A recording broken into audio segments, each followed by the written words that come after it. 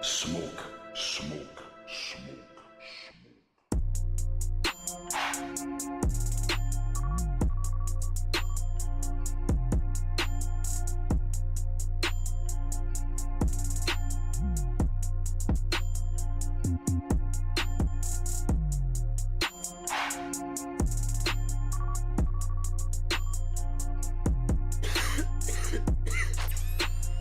Oh shit, that was on the mic.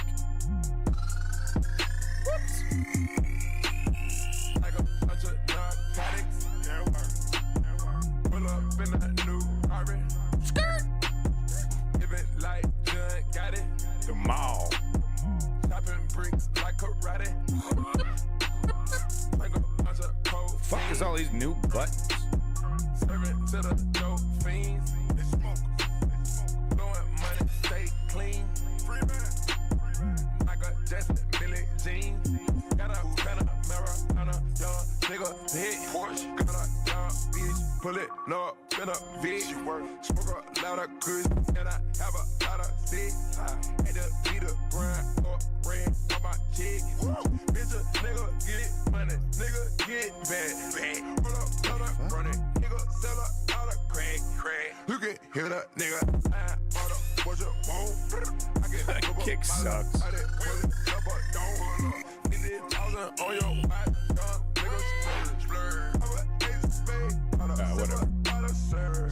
Keep a young nigga working that up once a K.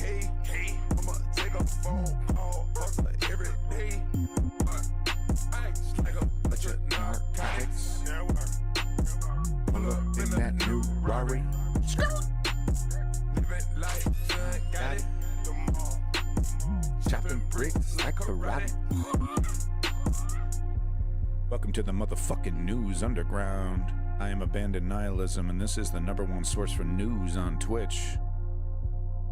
All you had to do was look at the bottom of the barrel, and there it is. The realness. Welcome back, #1 of the chat, Clutch Cargo.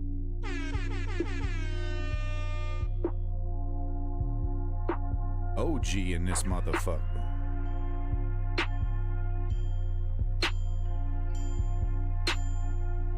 At the same time, That's your hoe. calling from 2 different phones. Tell that bitch leave me the fuck alone. See you fuck around. And I fuck alone. I got a love-hate relationship with Molly. I'd rather pop a ollie. And my dick is the trolley. Boy, I bury you like Holly. Denise Jose. Alright, big props to DJ Young Vamp with Godfather. Doing some pretty heavy sampling there. Hold up in that new Rari. And then we have Red Chimp. Made, I don't know if this is made by Justine Moore. Maybe she's reposting it. This is an AI created video about a 1980s, 1990s sitcom where Gandalf, a kitty, and what is this, a possum? You know, they just possum named Breadclip, who wears a Mickey Mouse style wizard hat. You know, they just have adventures. You know, I mean, you know, this is it. This is the future. This is the future, right? We will get here. We're not going to get there for a little while there, though, right? We're kind of jumping the gun. It's kind of almost like, you know, those we were calling those electric scooters hoverboards. Remember that shit? We still do, right? Nothing hover about it. Kind of, it felt like a hoverboard. Kind of jumped the gun a little bit. But the future of entertainment, it'll be a style of entertainment because, you know, curated, linear, you know, made by another human art is never going to go away. Don't think that one thing will replace the other. But this will be a type of entertainment where you sit down, you type Gandalf, possum, cute kitty, 1990s sitcom, and then hit enter. And then you watch your program. You watch the thing that you just made. Well, you didn't make it. You inspired it, I guess. You asked for it. Then the machine makes it for you in real time. animates it, voice acts it, scripts it, directs it. And right now, it's all rather rudimentary. In 20 to 30 years, it's going to be frighteningly good. It is interesting right now, though, because there is no killer app for AI right now. And all these companies that are, billions and billions of dollars invested, they can't find the killer app. The big thing that I've heard that it's really game changing is in programming, where I think they have this something called Copilot, and it's you still need to know how to code, you still need to know how to do things from the ground up, but kind of like a construction worker, he gets to tell robots to do all the boring shit. Just the kind of tedious shit, but it needs to be done, solid foundational stuff, right? So he tells the robots to do that, but he gets to focus on making the house beautiful and, adding things here and there. And, he's telling the robot to do this and he's telling the robot to do that, and he makes this beautiful home, but he makes the machines do all the tedious stuff. It's the same thing with programming. And then, of course, the architect looks over the robot's work, makes sure the work is correct, make sure the robots don't make any mistakes. And the longer things go along, he can depend on the robots to not make mistakes. So that's kind of where it's been a game changer. I've heard programmers say there's really no going back. Once you've started using these tools to do the tedious stuff, it's a game changer. It's like you're never going to want to do it any other way because it's so tedious and boring the other way. Megan Fox picked up Czech Republic. Jesus Christ.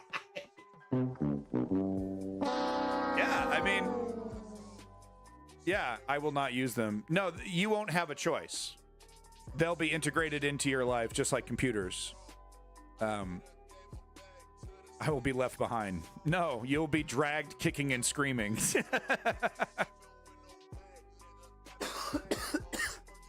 Till they depend too much on the bot and a huge mistake happens. Oh, and there will be. But there's really no going back, because the going back means tedium. More expensive tedium. More time wasted. Anyway, I've ranted long enough. Welcome back, everybody. Clutch Cargo, Ice King of Space, Sir Smoke a Lot Denmark, and Chem Goblin. We're going to be jumping into world news, and then we're going to give ourselves nightmares and talk about Gaza and Palestine. I saw James O'Brien from LBC in the UK talk about this. And man, I related, because I'm no James O'Brien, but I kind of do what he's doing, a little bit, right?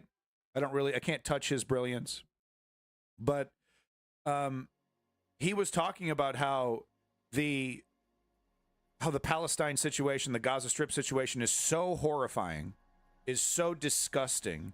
The images that you see are some of the most heartbreaking images I've ever seen in my life.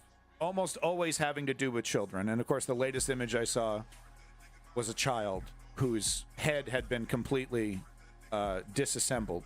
And basically all you saw was a hollow brain pan. And if you've ever wanted to see the inside of a child's brain pan, the inside of their skull, you could go ahead and check out the Discord. Everyone loves the Discord.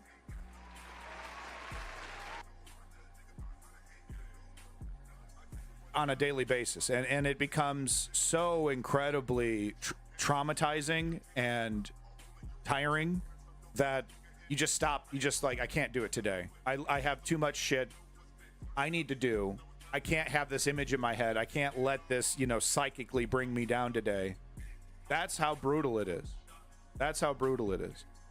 I mean, imagine the United States going into Vietnam and seemingly targeting locations with a lot of children and killing tens of thousands of children. And then every single day on TV, Walter Cronkite showed pictures of dead kids getting pulled out of rubble. And it's like, nobody can handle that. No human being is, no healthy human being is capable of absorbing that much violence, and it benefits Israel, doesn't it? It's this brutal bad actor taking advantage of the fact that we're all, human beings, and they're not, when it comes to how they treat Palestinians, at least. It's not fair to say. I'm gonna get in trouble saying that. Specifically referencing Zionists. Okay, not all Israelis, but that doesn't matter. Clip it out of context. Cool it with the anti-Semitic remarks. It's over. It's over. All right, let's get into it. World news. Mexico here. We're going to start with Mexico. All these guys with these crazy fucking names. So this is kind of old news. Yeah, this is like 4 weeks ago. Some of this news is a little bit old, early on. Don't worry, I got modern stuff coming up. But I had to talk about this because the guy's name is El Mayo. I don't think it's referencing mayonnaise, but I don't know. So another drug cartel guy gets swept up here. He's got a funny name. Let's watch this for a little bit.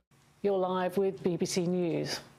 One of the world's most powerful drug cartel leaders appeared in a Texas federal court on Friday. Ismael El Mayo Zambada, leader of Mexico's Sinaloa cartel, pleaded not guilty on all charges after being arrested by U.S. federal agents in Texas on Thursday. The 76-year-old founded the criminal organization with Joaquin El Chapo Guzman, who is currently jailed in the U.S.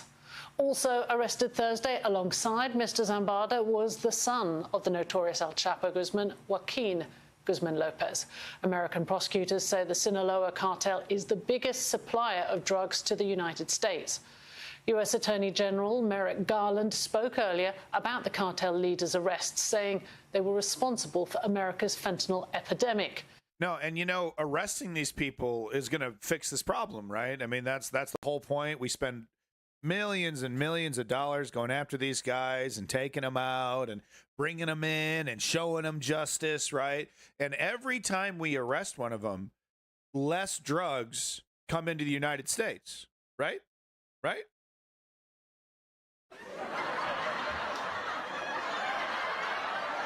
What? Yeah, we need to get... Yeah, we need to get El Mustard, El Ketchup, El Sandwich Meat. Make ourselves an El Sandwich. No, in all seriousness here. Bill Hicks said it best. Bill Hicks has the most amazing thing about the war on drugs. He's like, we lost. We lost to a bunch of drug addicts. And we continue to lose. So, I don't know, guys. I don't know if the multi-million-dollar... Look, do these cartel monsters deserve to be arrested, thrown in jail for the rest of their life? Without a doubt. Hardest of the hardcore criminals, some of the most disgusting human beings on planet Earth. The atrocious things that they do to children, the atrocious things that they do to women to make their little points. Reaches the heights of violence and brutality that you really only see in the battlefields. Really disgusting stuff. They deserve to be in jail. The thing that would suck the power out of their entire organization is exactly what Sir Smoke-A-Lot here says. Legalize it. You got to legalize it and regulate it. You can regulate things. A bartender, the alcohol, right? A bartender is legally not allowed. And this might not be the case in Ukraine. I don't know how it works there. But a bartender in the United States is not allowed to overserve you. Right? He just can't sit there and you can't, hand over alcohol and high quality alcohol until you fucking pass out and die. Can't do that.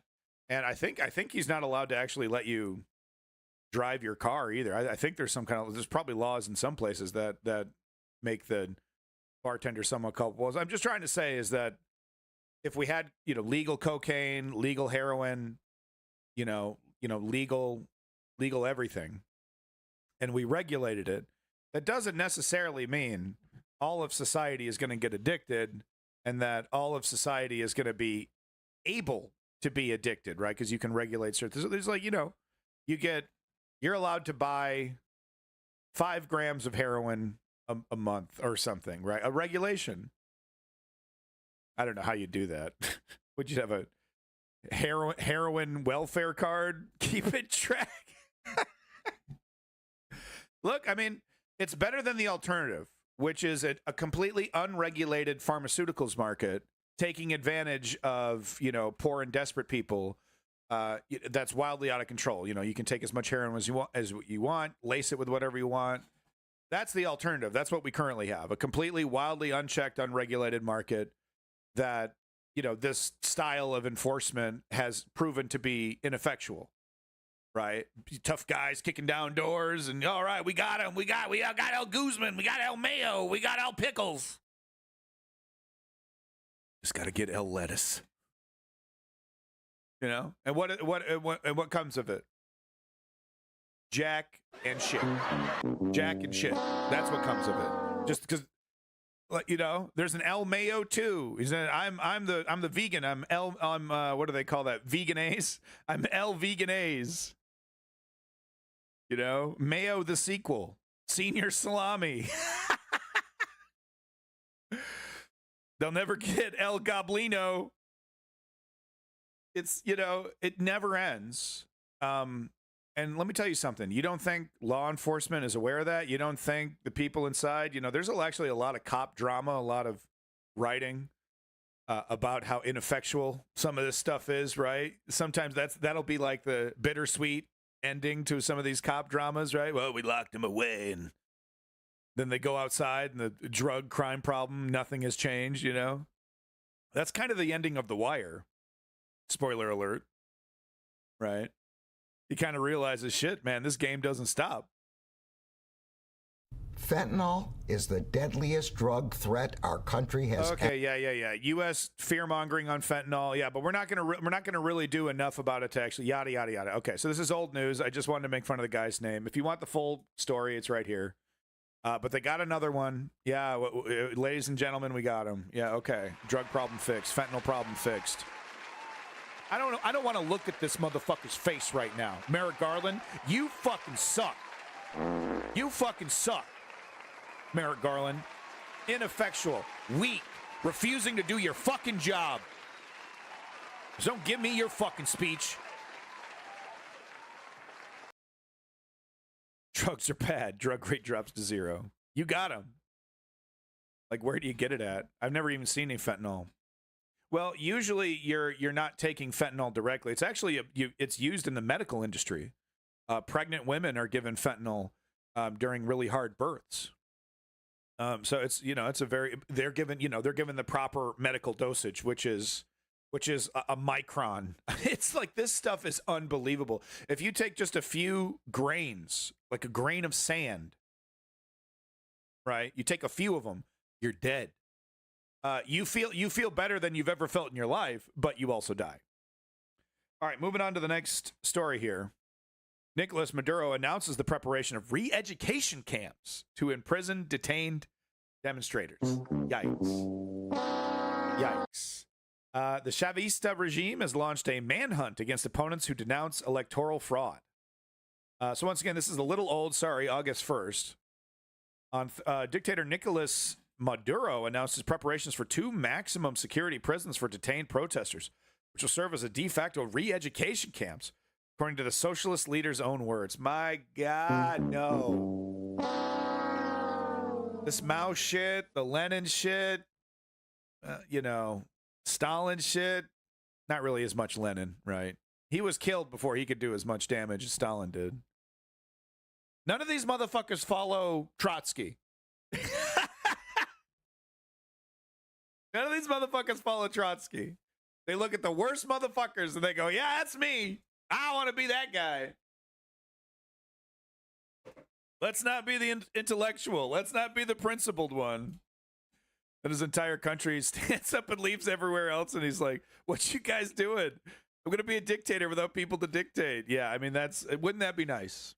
If like human beings reacted to dictatorships like they do annoying people or something, you know, like they just immediately started, if someone was acting dictatorial, like they just immediately had a reaction to it, like, you know, puking and you smell something nasty. Welcome back, Arbitor. It's good to see you. In an announcement televised by his propaganda channel VTV, Maduro affirmed that he will be preparing 2 jails that they must have ready in 15 days. They're already being repaired. All of the Guarambiros, protesters who oppose the fraud, are going to Tokoroan and Tokiyuto maximum security prisons. Added the dictator in reference to the 2 prisons that for years were under the control of criminal gangs till the regime recovered them last year in 2 different interventions. Y me garantizan la misión que les di. Venezuela is now a Stalinist police state, according to this guy on Twitter. Maduro then proceeded to announce the number of captured demonstrators, stating in advance that all of them would go to prisons. We have more than 1,200 captured, and we're looking for 1,000 more. We're going to catch them all because they were trained in the United States and Texas. So, yeah, that's the thing. The West is trying to destabilize us. We're going after them. Tokiito. Thank you, Snowmo. Bro. Doing heroin is like drinking. Just make sure your kids don't see. Yeah. Yeah. Daddy, why are you just standing there? Do not Google Venezuela inflation. Worst mistake in my life. Standing. That is the weirdest thing that those heroin addicts do. Man, it's weird.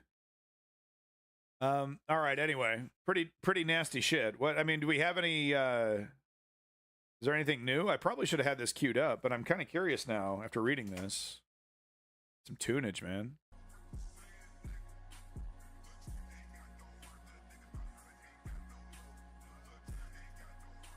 Yeah, so what the hell's going on with Nicolas Maduro? Latest from Nicolas Maduro. All right, so here's an update. Al Jazeera. Amid increasing pressure for Venezuela's President Nicolás Maduro to prove that he did indeed win last month's contested elections, he is demanding that the National Assembly fast-track the approval of a law that would give authorities additional powers to target political opponents. Right. It's called the Law Against Fascism, Neo-Fascism, and Other Similar Expressions, which would allow the state to imprison, fine, and or confiscate property from people or organizations. See, this is why it's a slippery slope. Because it depends on the definitions. You know, because I don't believe fascism deserves free speech. You know, like what Germany does when people do a Sieg Heil, and you know they got the they make sure people can't display the swastika everywhere. You know, that's okay. But one man's fascism is another man's democracy, right? But does that, because should we question our own principles just because Nicolas Maduro is dishonestly redefining what fascism is, right? Any challenge to his government, he would define as fascism. So his redefinition, political redefinition, shouldn't bother us. He's wrong. That are considered to be promoting violence and hatred in their political activities. You all know what fascism is. It's hatred, intolerance turned into violence. That's why I've asked the National Assembly to quickly approve this law.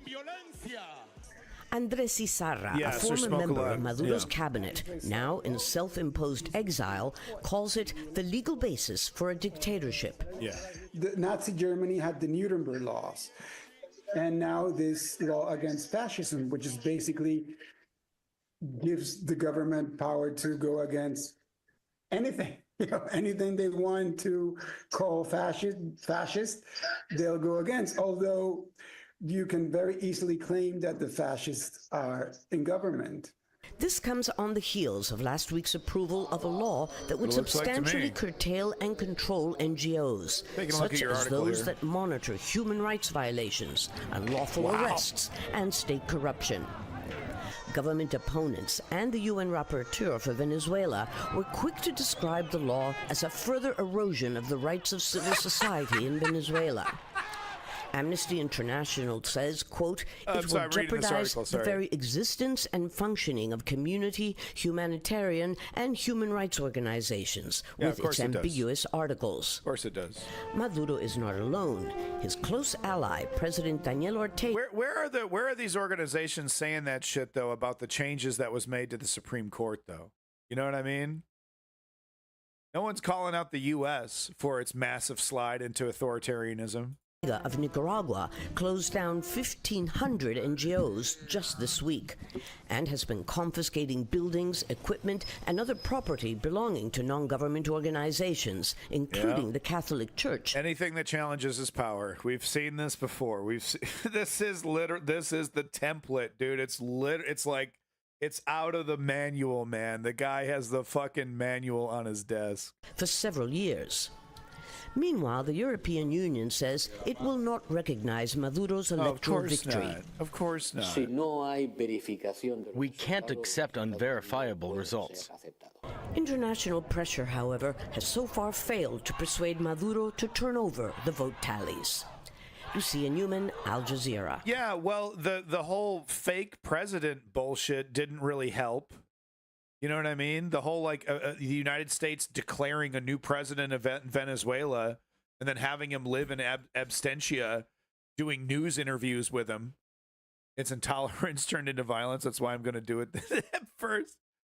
Yes, Sussy. Everyone likes to point that out. Okay, yes, okay. Literally every news source we watch is paid for by someone with a bias, someone with a fucking agenda. Okay, Sussy McSussface, for the love of God, you know what I mean? Like everyone, I'm not trying to call you out. You seem nice, but yes, it's owned by Qatar. DW is owned by Germany. CNN and fucking MSNBC are owned by right-wing oligarchs. You know, Democracy Now! Has its own bias, even though it's basically funded publicly. You got Amy Goodman over there still doing interviews with Scott Ritter. Amy Goodman can't let go of her biases, on and on and on and on and on. Okay? The goal of this stream is to take it all in as much as we can, right? Because we're masochists, because we're trying to change the world here. And try to bullshit detect our way through to find the truth, right? We're all just in a dark room, just kind of trying to find the fucking truth here. But yes, this is Qatari. I don't know if it's Qatari state media. Maybe it is actually in Qatar. Yeah, it might be Al Jazeera. That would make sense. So I listen to NPR. I'm a masochist. God, and talk about bias. Good God, the bias on NPR. Oh my God. Intolerable, unlistenable sometimes on NPR. The bias towards status quo, corporate neoliberalism. It says in the blue blocks under the video. Wait, what are you talking about? Oh yeah.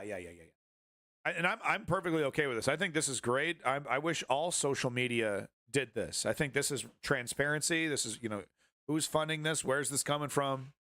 I love this. I think this is great. Should happen for everybody. Well, there you go. Venezuela news. Interesting stuff. Dictatorship. Fucking dictatorship. It's a boring, bog standard dictatorship. Now, does that give the United States to declare a new president and coup the fuck out of the place? And no. Look, does that mean that the United States can stay silent and it has to stay away and just let it fester and do whatever the hell it wants? No. The United States can find a nice happy medium, but what it has to do is it has to do it right out in the open and say, hey, there are some pro-democracy groups in Venezuela that have asked for money and we are happy to support them. They are nonviolent. They are peaceful. Their aim is to create a constitutional democracy. We as Americans support that.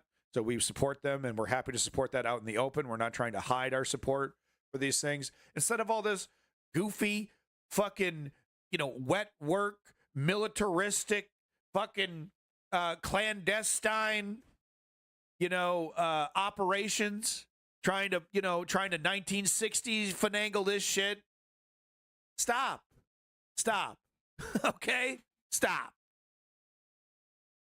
avoid is Sky News Australia, and it's like open fashion. I mean, like I have a Sky News thing queued up for the UK section that I'm going to do next week. We look, I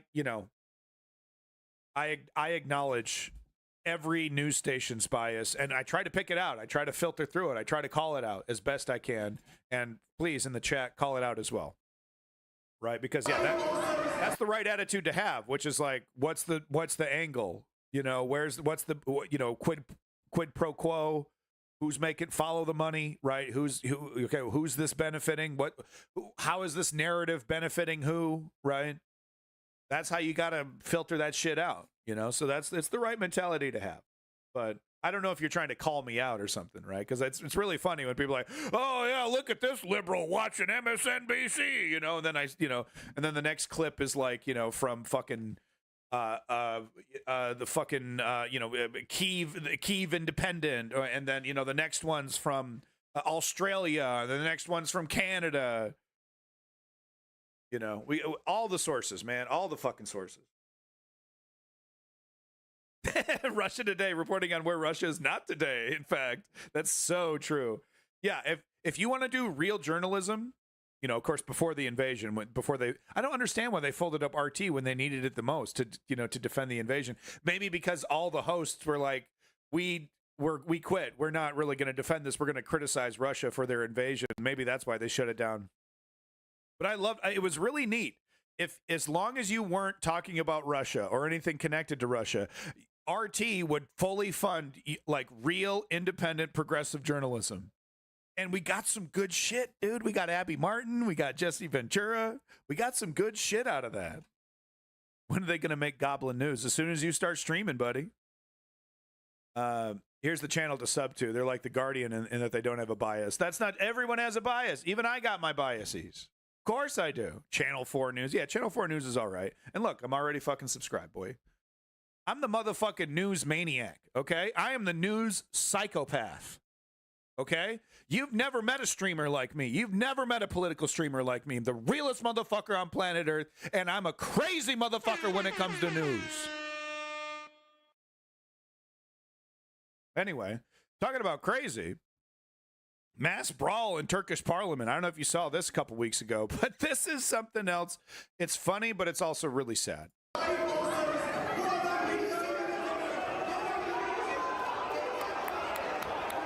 Your stream is not going to be news. That's fine. You do you, buddy. You know, as long as you're putting in the work somehow for political activism, for political change. Yahoo! Well, we got to slow this down. Oh, hold on. We got to slow this down. This is happening way too fast. There's way too many motherfuckers in this. Okay, we got to slow this down. Yeah, you don't have to stream politics, but you do have to participate in political activism. Yes. Well, don't shame me. What are you gonna mean? You're gonna shame me? Yeah, no. If you are a citizen of a country and you are not participating, you know, in the work of a citizen, yeah, you're failing your country and you're failing yourself and you're failing your kids and you're failing your kids' fucking future. You know, look at what the actions of the boomer generation have done to the United States. Nothing but greed and avarice and take, and tax cuts and tax cuts and tax cuts, cutting down trees instead of growing trees that you'll never see.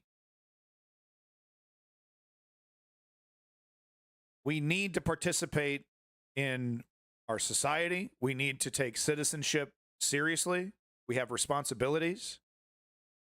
It sucks. You know, our parents, you know, and our parent, you know, not the greatest generation, right? But our parents, the boomers, Gen Xers, kind of so 50-50 on this one. What great quality. Yeah, let's shift it to fucking potato quality here. But they didn't think about any of this shit. They didn't think about the future. They thought about themselves. They thought about retirement. They're spending all their money. Greed, greed, greed. Wow, dude, this is a brawl, bro. No, it's not all boomers either. We have some amazing clued in, plugged in, fully aware boomers that come to this stream, you know, the OGs, right? Oh, dude, you see that one? Yo, dude. Oh, mama, that was a fucking haymaker. One more time on that one. Right here, bald guy, right here. Blap! Yes! Oh, that felt good. Oh! Get him! Oh, he missed it. Oh, he whiffed it, bro. Whiffed it. Look. Oh, one more time. Right here. Oh, terrible form, too. He's doing one of these. First punch he's swung since elementary school. Wow, dude, this is like one of those crazy Magic Eye posters or something, right? You could just, there's so much going on, bro. This is crazy. Oh shit! Wow, just keeps going too. Let him fight. Kazuma Kiryu. He takes a chair and he's like blasting people into the wall. If you've never played Yakuza, that's a Yakuza reference. Oh shit! She's throwing some paper. Oh shit! They need a band playing. Oh no, I got it right here. I got it right here.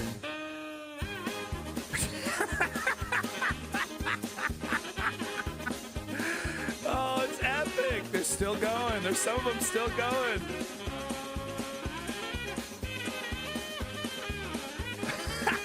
Okay. One more time, full speed. With the volume. Man, it was just, there's so much going on. It's hard to absorb it all.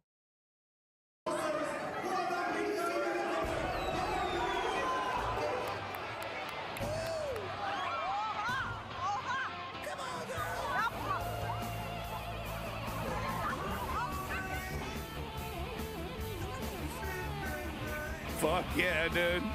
Let's do some cocaine and get in a bar fight at the Parliament.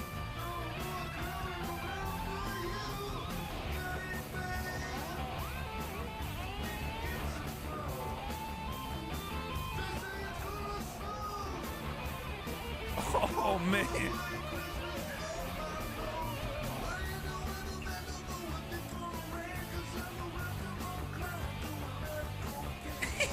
The paper.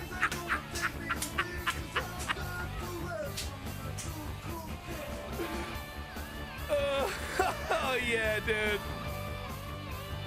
Oh yeah. I'm helping. Calm down. I'm helping. Man, thinking Sabercat, you're loading it up. You want to, I'd love to, oh, we got blood on the fucking floor, dude. Oh shit. Thinking Sabercat, you should absolutely come into the Discord and post some of this stuff in the Discord so that I can queue it up and have it ready for the next stream. I'm just going to go ahead and put this in the, well, that's the same link. Is this the same thing? You just sent me, wait, okay, did I not click copy on yours? That must be it. Okay, I was like, wait a minute, this is my link. But yeah, Sabercat, no, that's the same fucking link. What the fuck? It's literally the same video. What the hell are you doing? You're freaking me out, man. And Italy. What are you talking about? This was Italy? This is a completely... Oh my God, I thought that was the same fucking video. Holy shit, you're kidding me. The same exact shit went down in Italy. Oh shit. Woo! Come on, girls. I thought this was the same video looking at the thumbnail.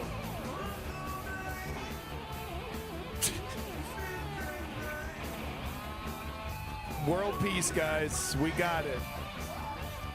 It's the Fukuyama was right, bro. Fukuyama was right, bro. It's the end of history, bro.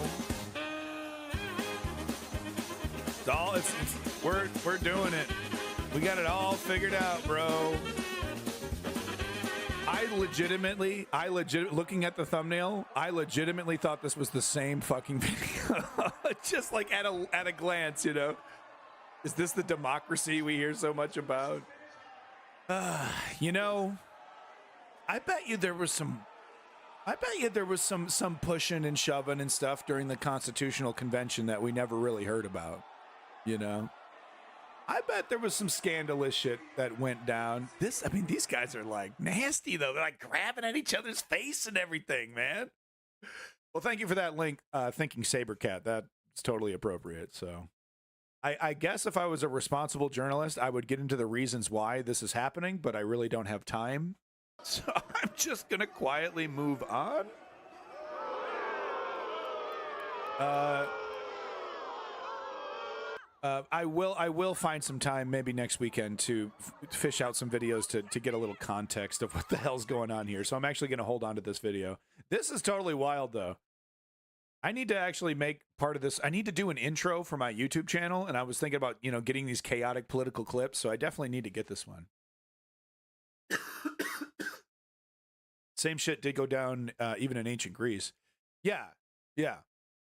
It's not good for democracy. It's not a good look at all. With that said, is it the harbinger of the death of democracy? I don't think so. We should hire a guy into every parliament in the world who would play Freebird solo. He's just sitting there with a guitar. He's got like a pipe. He's got a guitar and a pipe. He's just waiting. He's just waiting. I'm as free as a bird now. I'm gonna slam at people. Fuck yeah. Bangladesh authorities have. Okay, so this is some real news here. Enough joking around, motherfuckers. Bangladesh student leaders arrested for their own safety. So there's you know, the United States is not doing a good job of, you know, I've talked about this before, but the way that the United States does geopolitics, world, you know, politics, relationships with other countries, it's my way or the highway. You either have something to offer us and we'll do some kind of trade, or fuck you. Languish. Be mediocre. We're not going to help you. You know, well, you know, maybe some aid, you know, maybe some aid money, whatever, right? Which in its way kind of creates this. It's a whole other controversy, right? How sometimes aid is used as a weapon in a way, but it just sucks. You know, because they're really it's laughable. It's laughable, and like, you know, it's like, wow, why are you so cynical? But no, it's laughable to think that the United States empire gives a shit about democracy, especially in other countries. It's just a fact. And it's like, I know I sound cynical. I know it's dark. But when you look at the actions of the military industrial complex and the United States government, like I said, in relationships with some of these countries, it's my way or the highway. You're going to help us out, or you're going to get out of our way. So what I'm trying to say is that we're seeing some of these bigger countries. We're seeing some, you know, Russian influence, Chinese influence coming in, and we're seeing them switch allegiances because we're not hooking them up. The relationship with the United States is not as potentially beneficial as their relationship, these new relationships with China and Russia. That is bad. That is bad. We want to be friends with these countries. We want to work with these countries. We don't want Putin to have another pal. So we got to step up our game. You know, Trump was a complete failure when it came to geopolitics. Biden, status quo Biden, not changing a fucking thing. We need like some legitimate diplomatic outreach, some real carrots, some real big fat carrots, right, at the end of those sticks. We're really dropping the ball. And let me tell you something, Putin's picking up the pieces. The allegiances that he's making all over the world, it's like anytime something's going down in another country, oh, there's Wagner. Oh, there's Russian money. Oh, there's a Russian oligarch. Oh, there's a direct connection to the fucking Kremlin.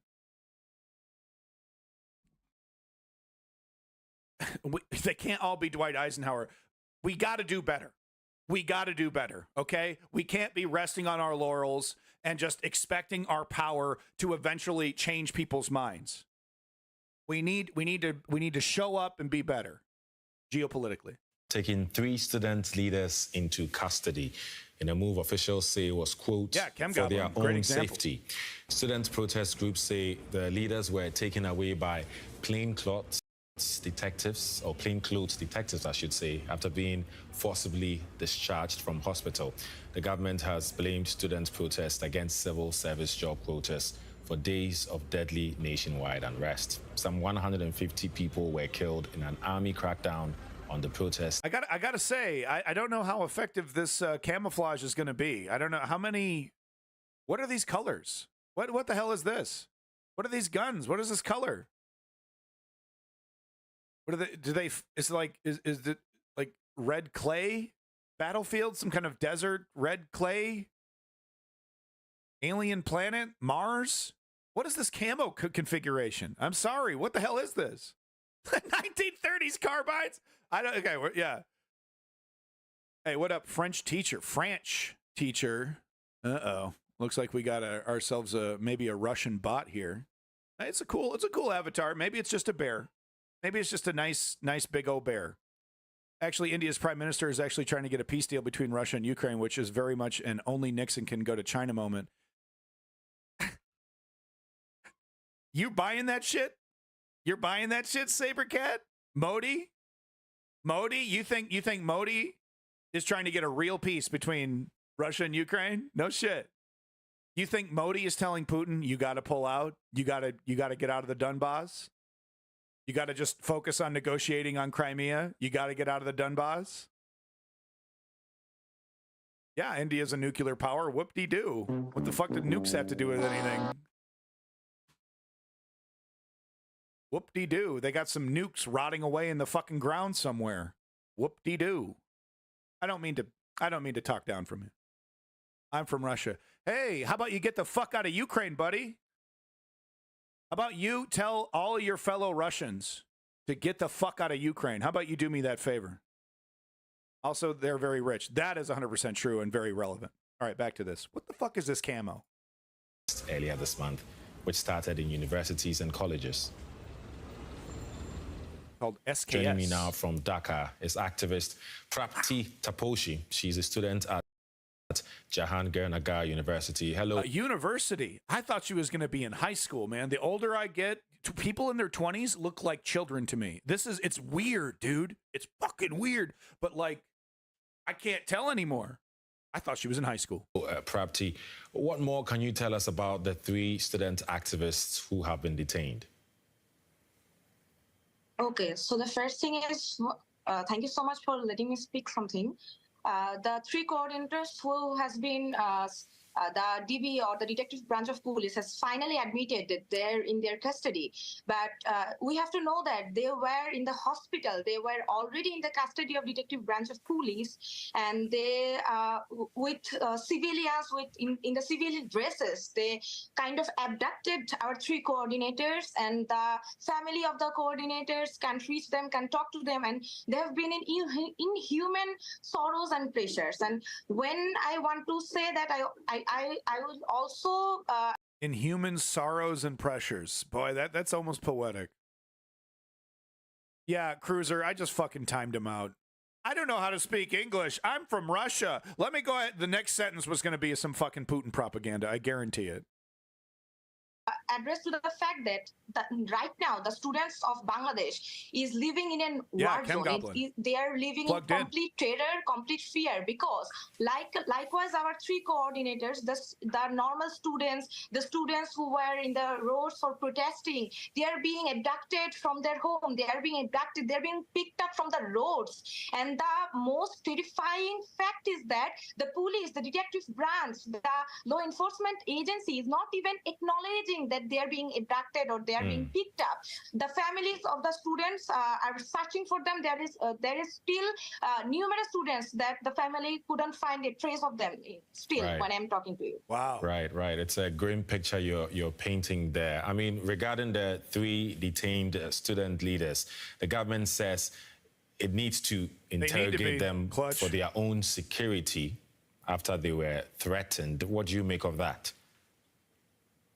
I think they're just lying. The government of Bangladesh, the Prime Minister, Sheikh Hasina, she is just blatantly lying to the international media they are actually trying to for our voice. They're same actually here, trying Israel, to threaten us. They makes us. They want us so that we become afraid and we don't talk, we don't share anything, or we don't post anything to the Facebook or social media websites. They have told that the three coordinators has been abducted because of their privacy or because of their safety and security. They were all safe and secure. They were in the hospitals. They were with their family members, their loved ones. But the detective branch of police and the other law enforcement agencies were not even able to let us talk to them, let us talk to their family members. They were in the civil dress and they abducted the three coordinators along with numerous students. They are picking up students in the from their home, from the roads, and they are just trying to abolish any kind of documents we have in our hand right now. Right. There's so many challenges being faced on the ground. The government-imposed internet shutdown has been partially lifted, as we understand, but is the countrywide curfew still in place? Yes, This is not old, by the way. This is not old. This is 4 weeks ago. Fuck, this is old. I do have newer clips. There is now, they have somewhat a curfew in the evening. The curfew will again go on, and now we are remotely in the area that's the curfew got slightened bit as well. The thing is, there is still army deployed. There is still people. I don't get the color. I don't. What do you? You guys stick out like a pimple on a nose, man. What the fuck is the color? The people of the law enforcement agencies in the roads. Right now, when I'm talking to you, I have come from a solidarity movement, and there were BGB, there were army, there were Bangladeshi police in the roads, and they were taking the students home, and they were checking for our. They were checking if we have anything related to the movement in our phone or in our Facebook. Yeah, maybe that is the point, right? They're supposed to be unified. Stormtrooper kind of look. It's supposed to be intimidating, not supposed to be camouflage, obviously, yeah. IDs or something like that. And they have also been using even vehicles, the vehicles of United Nations, to kill unarmed civilians and to kill unarmed students. The death records officially has been recorded as 204. But we, the people who are in the front line, with the people who are in the road those days, we know the number is so much higher. The death records is so much higher. And you have to know that they have killed numerous unarmed, numerous civilians as well. Right. So the courts have radically scaled back the quota system that was the trigger for student protests in the first place. Do you have any sense that things are going to return to normal now, or more of the same? Things are never going to return to normal now. The people of Bangladesh, the students of Bangladesh has this kind of anger in our heart. We have this kind of anger in our brain. We know that what is happening is not right. We know that our brothers are being killed. We know that our sisters are being killed, and they are being abducted. They are being given false cases, false accusations, and they are being picked up in jail. And our families couldn't reach us. Our families couldn't talk to us. This can never be normal in a nation or in a state. When we call that we are free. We are in a free state. This can never be normal in a free state, and we, the people of Bangladesh, the students of Bangladesh, will always talk against this fascist, this autocratic regime. Right. Prapti Taposhi in Dhaka. Thank you. Damn! Woo! That's how you do it. See, that's what it looks like right there. I was talking about that activist yesterday who confronted Charlie Kirk at the DNC, and he walked up and he's confronting him about, Georgia electioneering, and Charlie goes, what's a woman? And then he kind of, you're weird, and then runs away. And it's like, we got to be better. We got to confront, we got to stand our ground. It's like, we need her energy. She's with it. She's totally plugged in. Totally plugged in. Oh, and she's a musician too. Check it out, man. Musician too. Check it out. Little John Lennon. Good for her. Totally inspiring. Yeah, we have more news, but we do have some up-to-date news from ya boy, Thinking Sabercat. Thank you once again. Sheikh Hasina has gone. Her party leader's in hiding. We could sense the anger. She didn't listen. Wow. So that student activist was not kidding. See, in that place, I'd call Charlie a woman. Yeah, no, we talked about it, and it was like, well, the definitive answer is a woman is a person who, you know, who defines himself as a woman. That's how that works at that level, at the gender level, not at the sex level, right? Sex is genetic. I think that's how that works, right? But you need a response, not you're weird. Bye, Parker. It's not good enough. It's not good enough. He shouldn't have left. He should have had an answer. He should have been right back on message and made Charlie fucking leave. Not I have sex. You're a virgin. I have sex with women. You should find a woman. Charlie's like, I'm married to a woman, bitch. I'm not trying to give credit to a fascist here. I'm just saying we have to do better. Articulate, on point, energetic. No, informed, just like she was. You should have gotten into a fight with him. No, because we're better than that, right? We're better than that. We're better than January 6th. We're better than dictatorships, authoritarians, and fascists. We don't have to get violent to put them in the fucking dirt. Physically, right? So she's out, gone. She's gone, dog. I won't be able to meet you. I can talk over the phone since I'm underground. I'll try to meet you somewhere safe. I don't know if I can meet you because your movements will be monitored. Those were some of the messages the Indian Express received from Awami League leaders, including ministers of the ousted Sheikh Hasina and activists and intelligentsia assigned with the previous government. Wow. Over last 1 week, the Indian Express was able to meet a couple of them at undisclosed locations to speak to those in hiding, fearing retribution by opposition groups, including the BNP, Jamaat-e-Islami. There's a common refrain: Hasina has abandoned the party and its people. Appa, elder sister, has abandoned us, the Awami League leader said, referring to Hasina.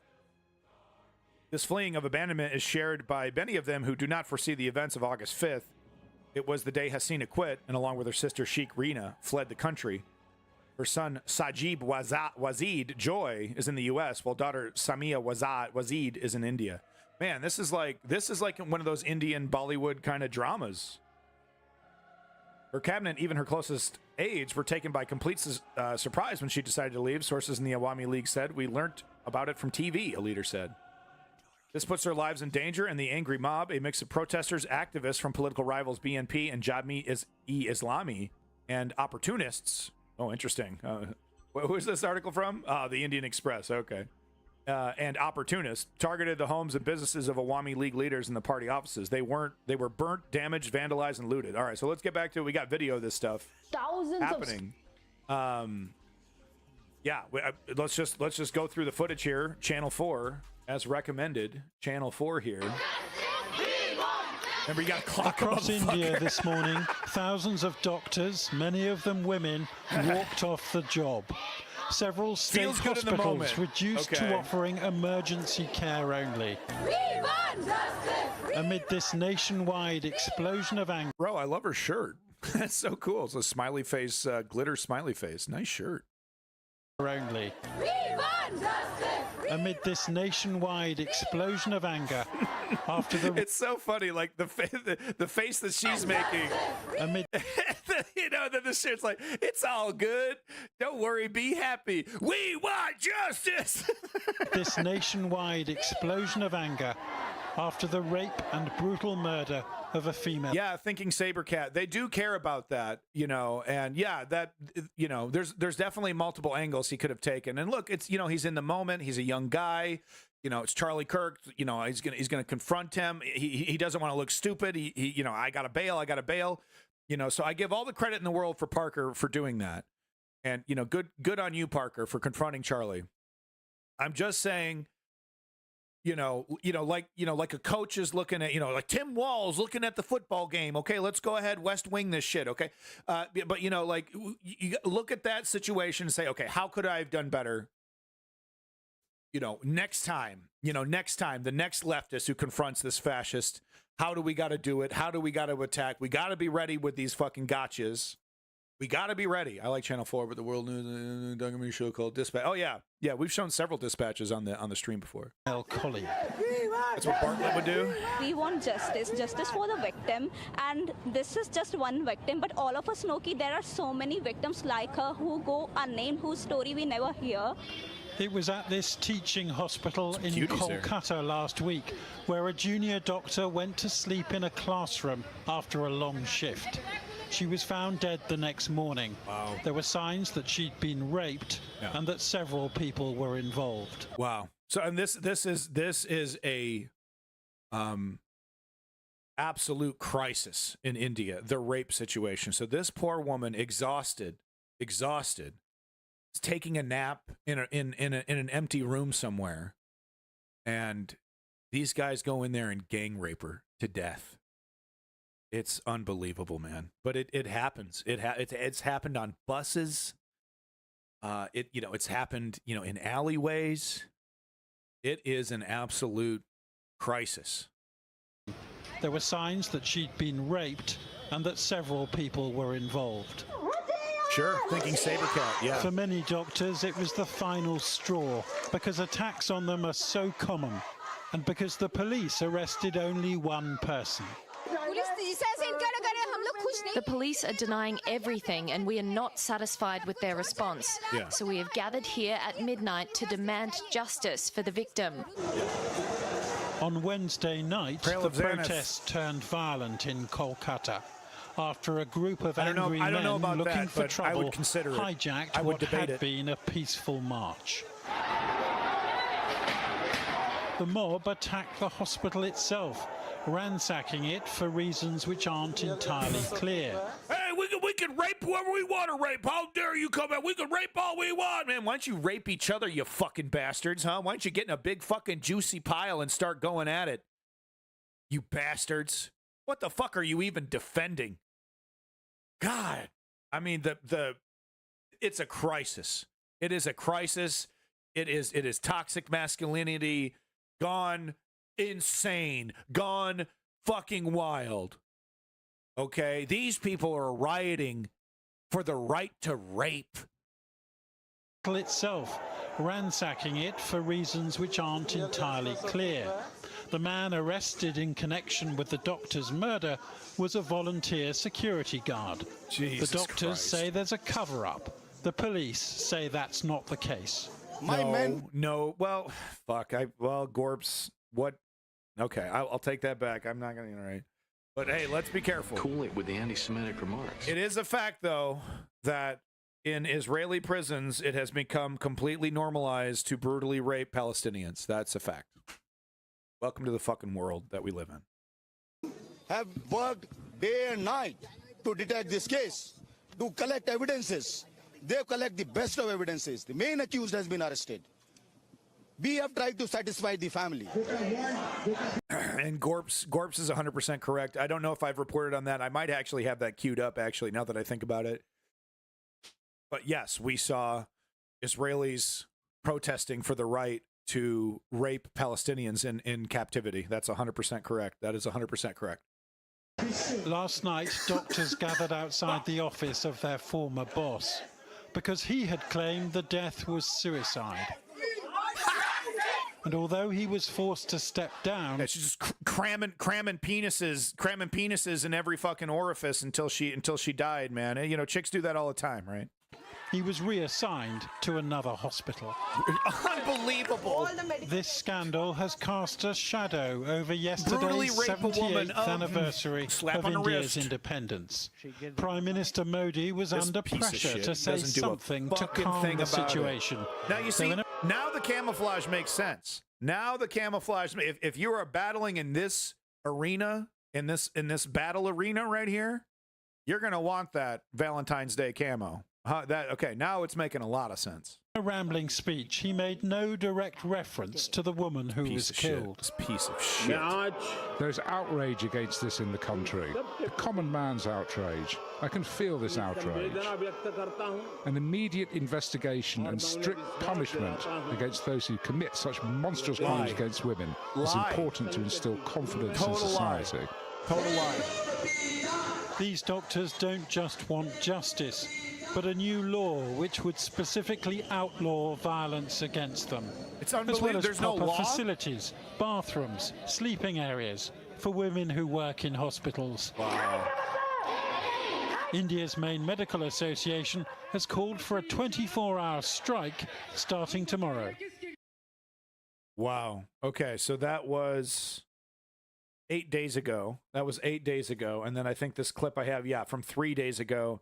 So here we have, let's get this is the final video on the subject, but I wanted to talk about it because it is shocking. It is, as that person's sign was holding, rape culture. It is the normalization of taking advantage of women physically and violently anywhere you want. It's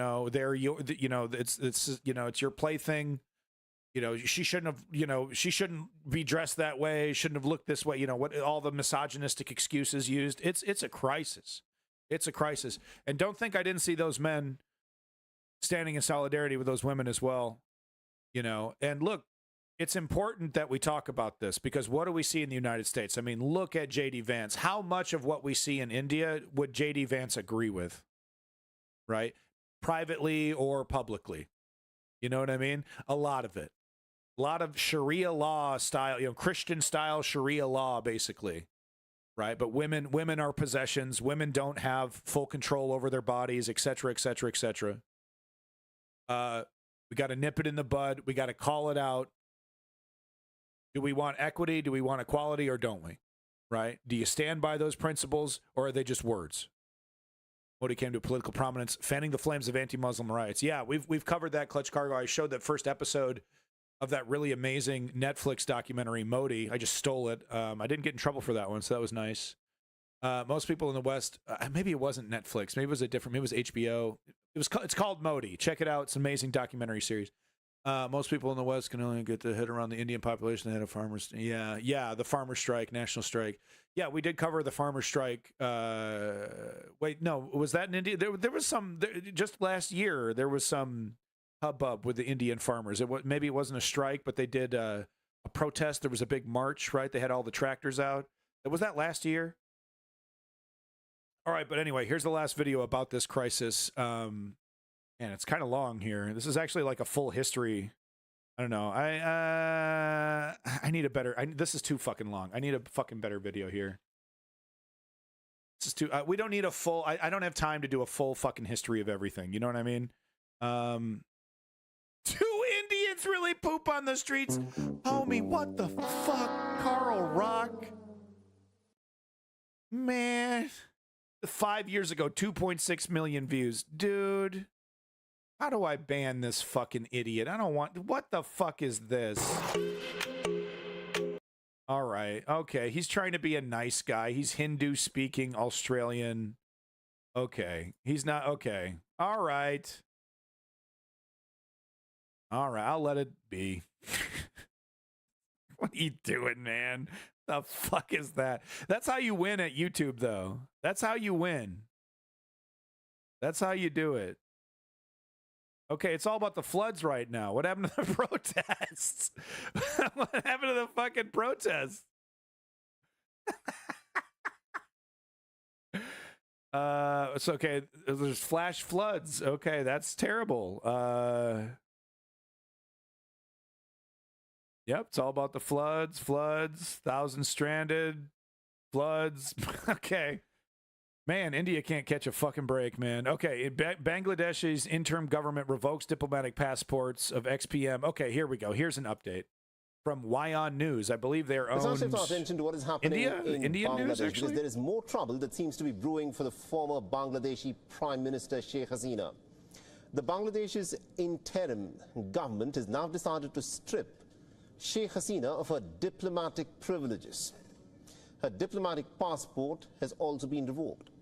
Now, the Interior Ministry in Dhaka has announced that all diplomatic passports of the former ministers, members of parliament and their families have been revoked. The Sheikh Hasina, remember, was forced to flee out of Dhaka and she came to India after the dramatic collapse of her government just about 2 weeks ago. And according to the latest information, she's still in India in what is being described as an undisclosed safe house. Now, Sheikh Hasina is currently facing a staggering 31 cases against her. 9 fresh cases were filed on Tuesday. Why are they carrying furniture? What the fuck is this? Are they looting? Are they looting like is this them looting like the mansion, the palace? Is that what's going on here?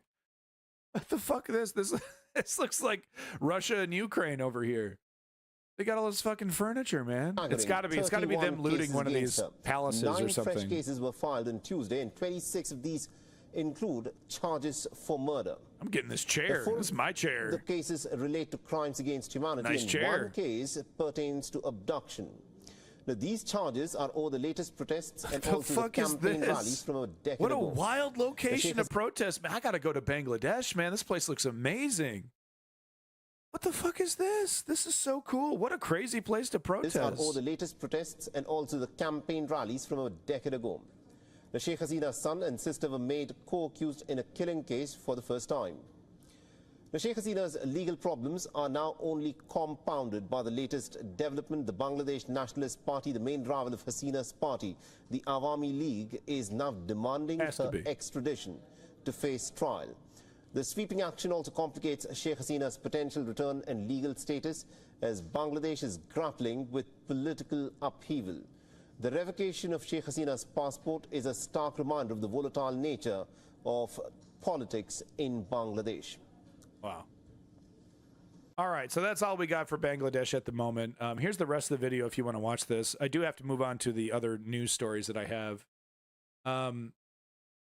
So, yeah, you know, we were talking about this earlier in the chat about India and Zelensky and Russia and Modi's trying to do a peace thing. I don't buy it. I really don't buy it. I don't trust Modi at all. I think he's pro-Russian. I think what he's recommending for Ukraine is to give it up. You know, Zelensky just recently made a statement saying, "Yeah, we want peace, but we're not going to do it giving, you know, at the cost of 30% of our country." It's not happening. It's off the table. You know, he's basically saying it's off the fucking table. It's not even. Don't even talk about it. We're getting our country back, right? I believe Crimea might be, you know, on the table, maybe slightly, but honestly, it shouldn't be. It shouldn't be.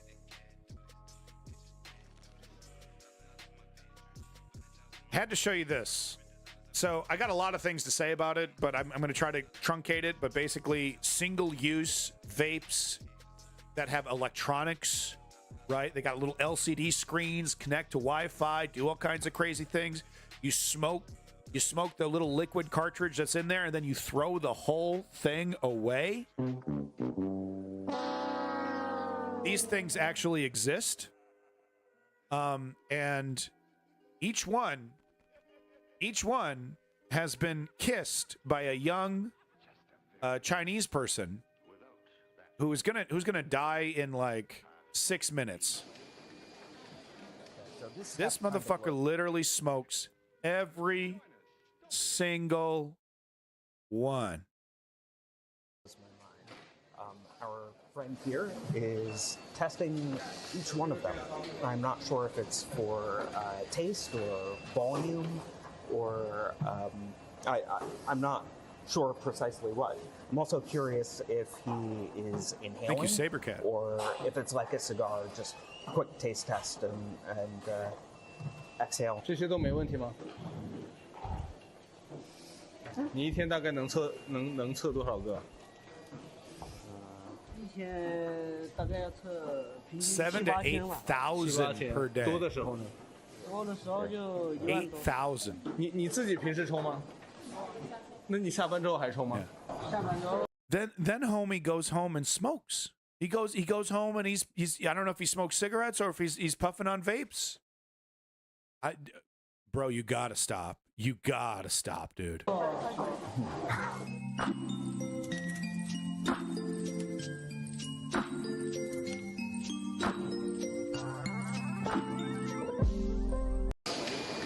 dog. It's like what is it? Leaving Las Vegas. What's that one about Nicolas Cage drinking himself to death?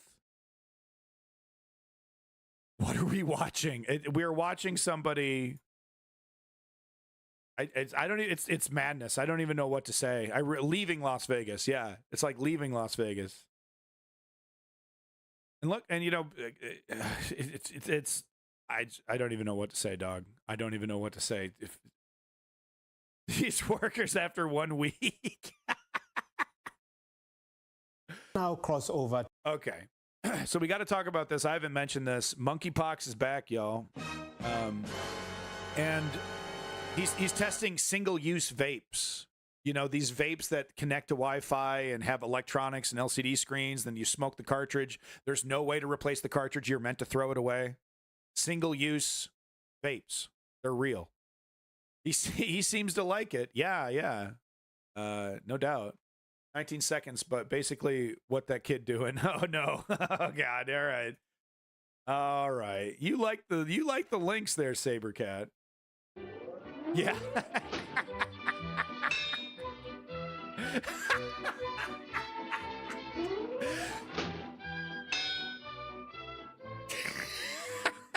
And just think, in 30 years I can retire.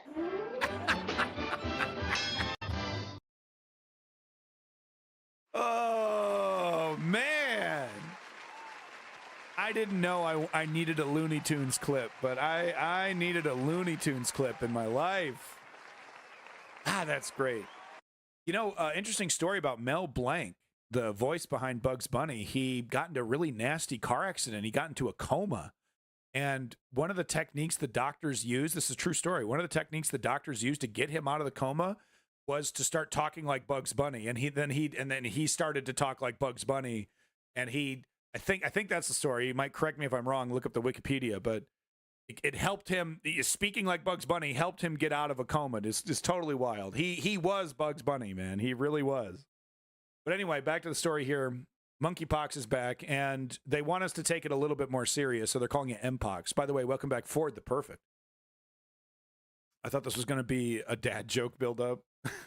No, monkeypox is back, dog, and they like I said before, they want us to take it a little bit more serious, so they're calling it Mpox now. It's nasty shit. It's real. We do need to be careful, and yeah, maybe we might have to take a vaccine. Oh no! Humanity's never taken vaccines before. This is all so new. Oh, I don't know. Maybe this is actually a secret plot to control our lives. What does Joe Rogan think? To Burundi, where the country is currently seeing a surge in Mpox cases, especially in the northern suburbs of the capital, Bujumbura. While no deaths have been reported so far, officials say an additional 412 suspected cases were recorded between the 5th and the 19th of August. Burundi is one of 12 East and Central African countries experiencing a rise in Mpox cases. The Africa CDC has reported 1,400 new cases since the 13th of August, bringing the total to 18,900 across these countries, with 24 deaths reported during this period. The Democratic Republic of Congo, which has recorded the highest number of cases, is set to receive vaccines from next week.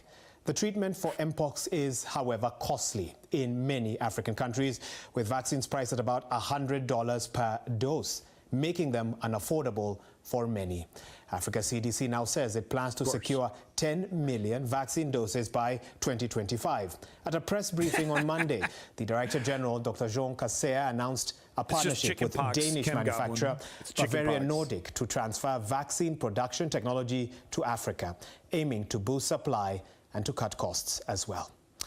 Okay, let's talk more about this. I'm now joined from Dakar, Senegal, by Dr. David Mugang. Unfortunately, we do not have time to listen to the doctor here give us the full information of what's happening. Just, you know, be careful, be aware. Watch out for monkeypox. I don't know. Here's the full video if you want to see it. 100 per dose. So guys are spread all over the world. Yeah, exactly. Off-world. And this is one of these opportunities where Russia and China might come in and, you know, try to scoop up more influence in this country. And it's like, we're supposed to be the greatest country in the world, and we just let third world countries, African countries rot. You know, unless you got some diamonds or you got some fucking precious, you know, gems or metals you can sell us, or you can let us, you know, exploit for pennies on the dollar. So this is just a wild footage, man. So these guys are out in Canada, I believe. Two men tried to flee after being caught on a boat containing not Canada, sorry, in the UK, it looks like 39 million pounds worth of cocaine.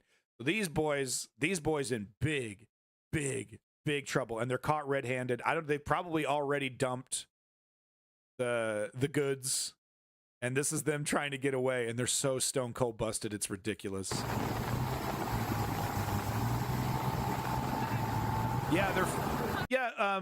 Unknown force. Yeah, some of them, they might be failures. I'll just take your word on that one. That doesn't really matter though, right? Because it's about greasing palms. It's about politics. It's about influence.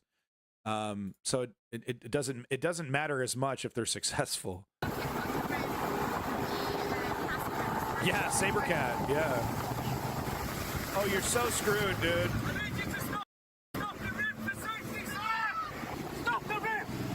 They're all up on him. You've been warned several times. Stop the rib, please, for safety. Do you understand? You're so screwed. No, you have to wait. You're so screwed. Whoa! There he goes. There he goes.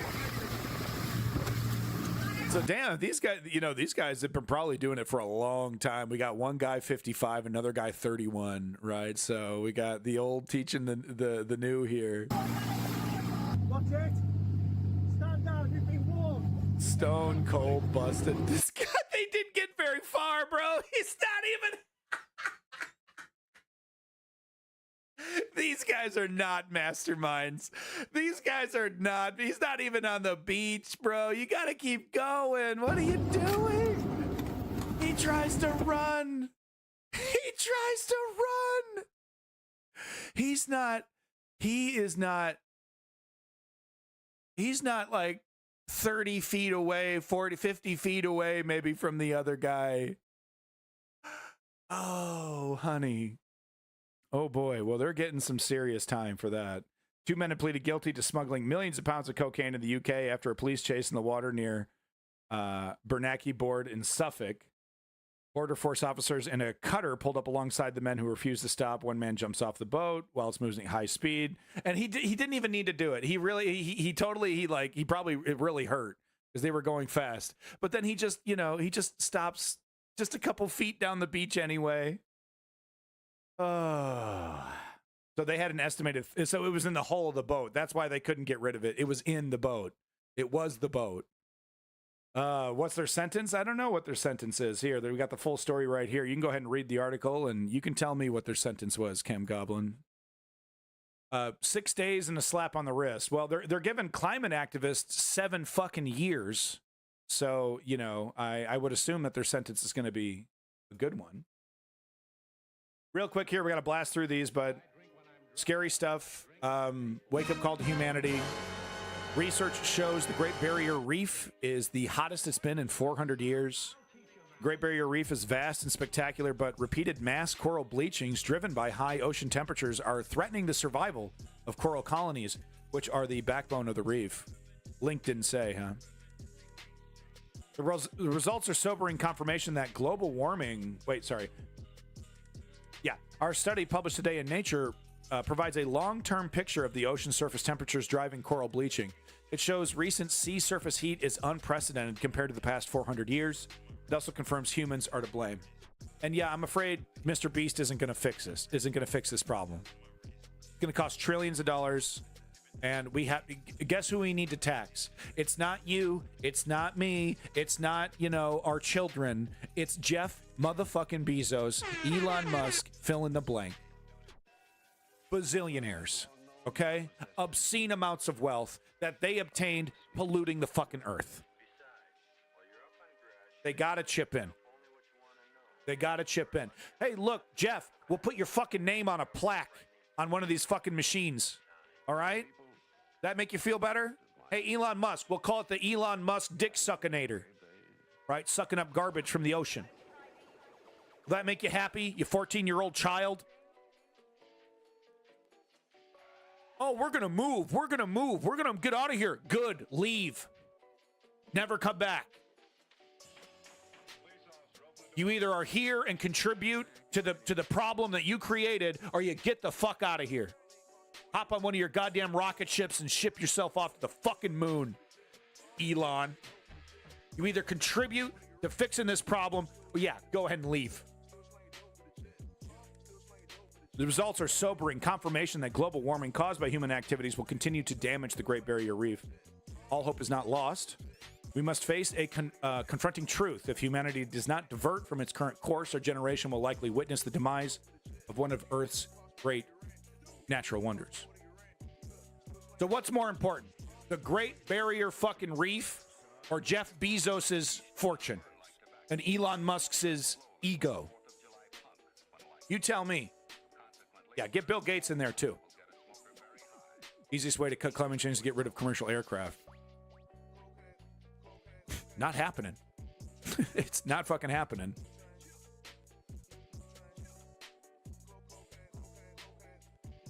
We have enough money, we have enough intelligence. You know, there's this movement of environmentalists that say we have to go back. We have to accept less. That's the only solution. Less. And in some cases, yes, there's no other alternative. We have to accept less. We have to, you know, understand that we can't live in the same way that our parents lived. But we have technology and money, intelligence, research that we're not investing in. That gives us a happier medium. That gives us a happier compromise. You know, instead of making massive sacrifices, we make smaller sacrifices. But if we continue on this path, especially for the next 10 to 20 years, we'll be making big sacrifices and we won't have any choice in the matter. I mean, goddamn, you and I in the chat right now might live in a time where the Great Barrier Reef is no more, is dead.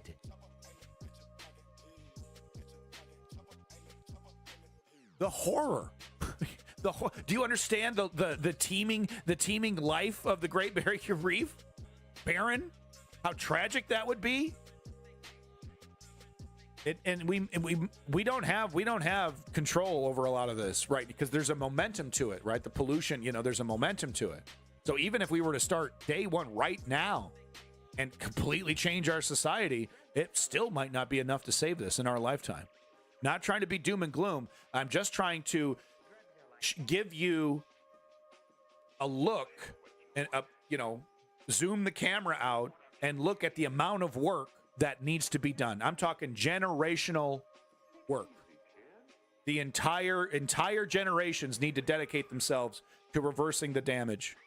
And then 20, 30, 40, 50 years later, will we see major trends starting to reverse? Climate is not a light switch. It's like a flywheel, you know, with just a bunch of momentum. And you want to hit the brakes on that momentum. It takes time to slow that flywheel down. Moving on to the next story. Crazy shit. Goddamn billionaire disappearing. Actually bigger than the Barrier Reef, the Red Climate Change, and the Illegal Mass Movement. Yes. Whip cracker. Yes. We should be very aware of climate change. It's one of the defining issues of our generation. And, you know, what did we hear about that at the DNC? You know, yeah, we gotta stop climate change. Oh, yeah. No, we didn't actually hear that from Little John. Anyway, crazy story, conspiracy shit. I don't know what's going on. Mike Lynch, some billionaire, not the MyPillow guy. I thought it was maybe the MyPillow guy. Mike Lynch's body found in yacht wreckage. Daughter is last missing. So they found her body recently. This is a little old, couple days. So Rome, the body of British tech entrepreneur Mike Lynch has been recovered from the wreckage of a sunken yacht off Sicily's coast, and an Italian government official said Thursday, speaking on the condition of anonymity in keeping with protocol. British flagged Bayesian was carrying 12 passengers and 10 crew members. Roughly half a mile from the Sicilian fishing village of Porticello, when it encountered authorities called a violent storm. So it just kind of tipped over, sounds like. About 4 a.m. Monday. Oh, so they were sleeping, right? They were, and then they hit really rough seas. Oh, that's nasty. 15 people were rescued shortly after the sinking, and the body of the yacht's chef, Ricardo Thomas, was recovered during initial search efforts. So Most people got off the boat, but not everybody got off the boat. 6 people, including Lynch and his 18-year-old daughter, Hannah, were missing in the days after the sinking. So it probably just depended on where you were at the very moment when the action happened, right? Most people were in a place where they could brace themselves or they weren't heavily damaged, but some of these people were probably in more open spaces, right? Because it's a really fancy yacht. So maybe the more nice, fancy places were actually more dangerous to be in the tip over. Turned into a manslaughter investigation. No shit. Yeah, we're missing days after wreckage. 4 bodies were pulled from the wreckage on Wednesday. The Italian officials said Lynch's body was taken out of the water, identified on Thursday. So they were still in the boat.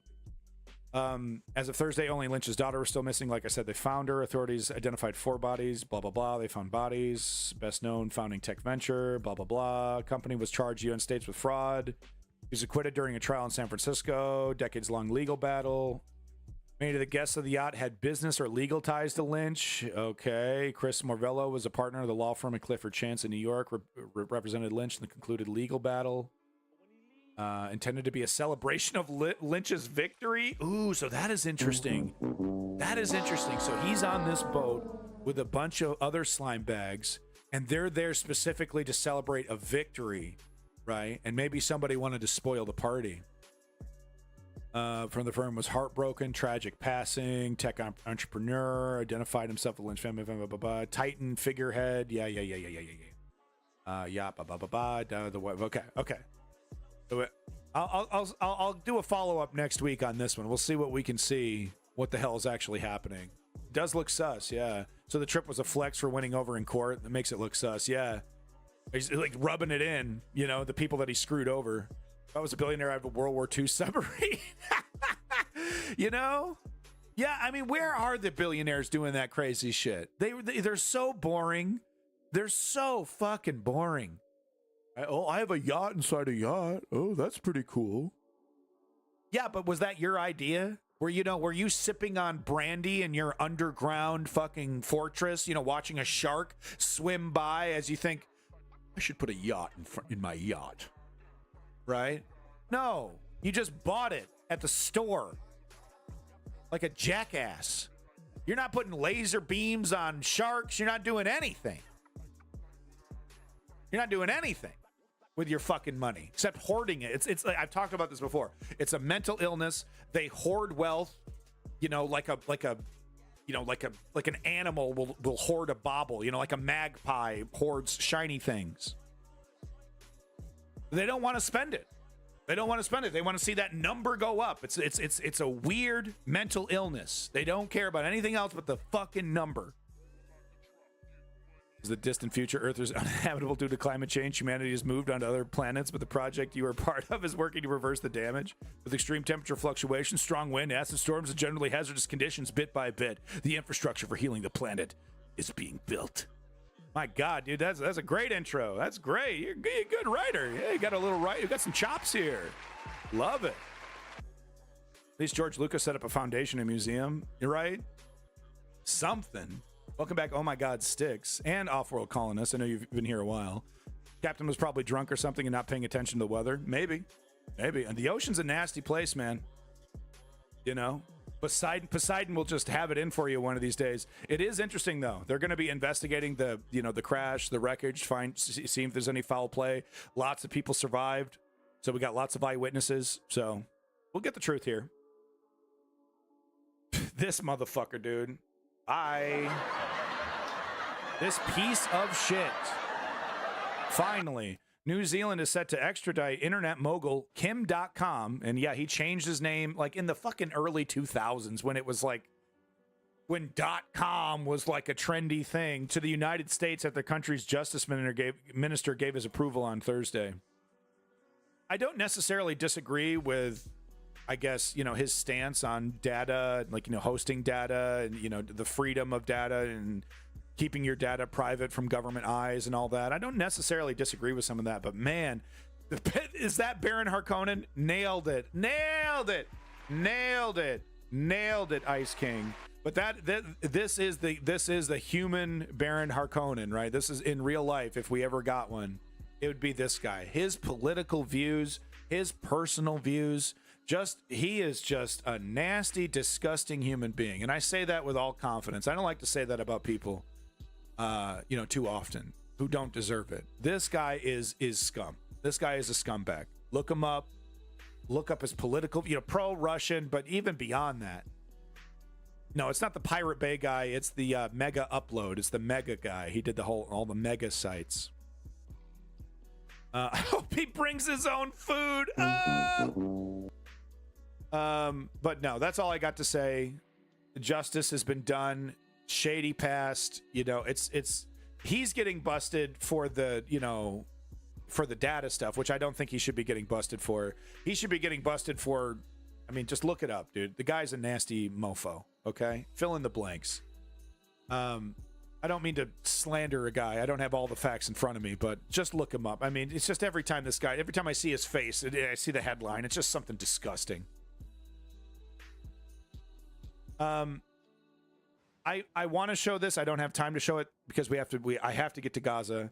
But this is a very important video that I will be showing maybe next weekend about the housing crisis. Specifically, this is about Canada, but this is a phenomenon we're seeing in many different places. And if you're in the market for buying a house, it's really good info to have. So I'll go ahead and give you the link right now. If you're one of those people that's looking to buy a house in a Western democracy, you don't live in Ukraine. I'm sure everything is different in Ukraine right now.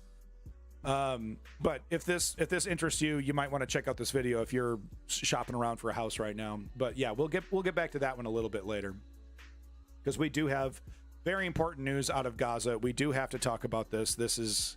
I've been avoiding this for too long. It's fatiguing. It's tiring. It's depressing. But we have to talk about it. We have to take our medicine. We can't look away. We can't look away. If we chant free Palestine, we can't look away. It was a noble concept, but he fucked up when he started shrugging his shoulders and gore and child. That's what I'm saying off world. I don't want to get into the details, but free speech absolutists are basically pro child porn guys. You know what I mean? There's no. If you don't accept limits on free speech, then you accept the degradation of society in a way. We won't get into it, but we got to get into this. Israel, Hezbollah, cross-border strikes. DW asking how to avoid an all-out war. This was just 7 hours ago. It was like 3 hours ago when I started or whatever. So up to date, latest news here about the situation. Let's get a recap, and then we'll dig in. I have horrific images. I have such horrible things to show you if you want to stick around for it. But if you do leave, I don't think I'd blame you either. Let's get into it. Here's the big news on free speech, people. Oh, the Pavel Duva. I'm kind of waiting to report on the Pavel stuff until I know a little bit more. So maybe the next Ukraine segment, we'll get into that. But yeah, I'm kind of waiting to report on that story right now. I kind of want more details.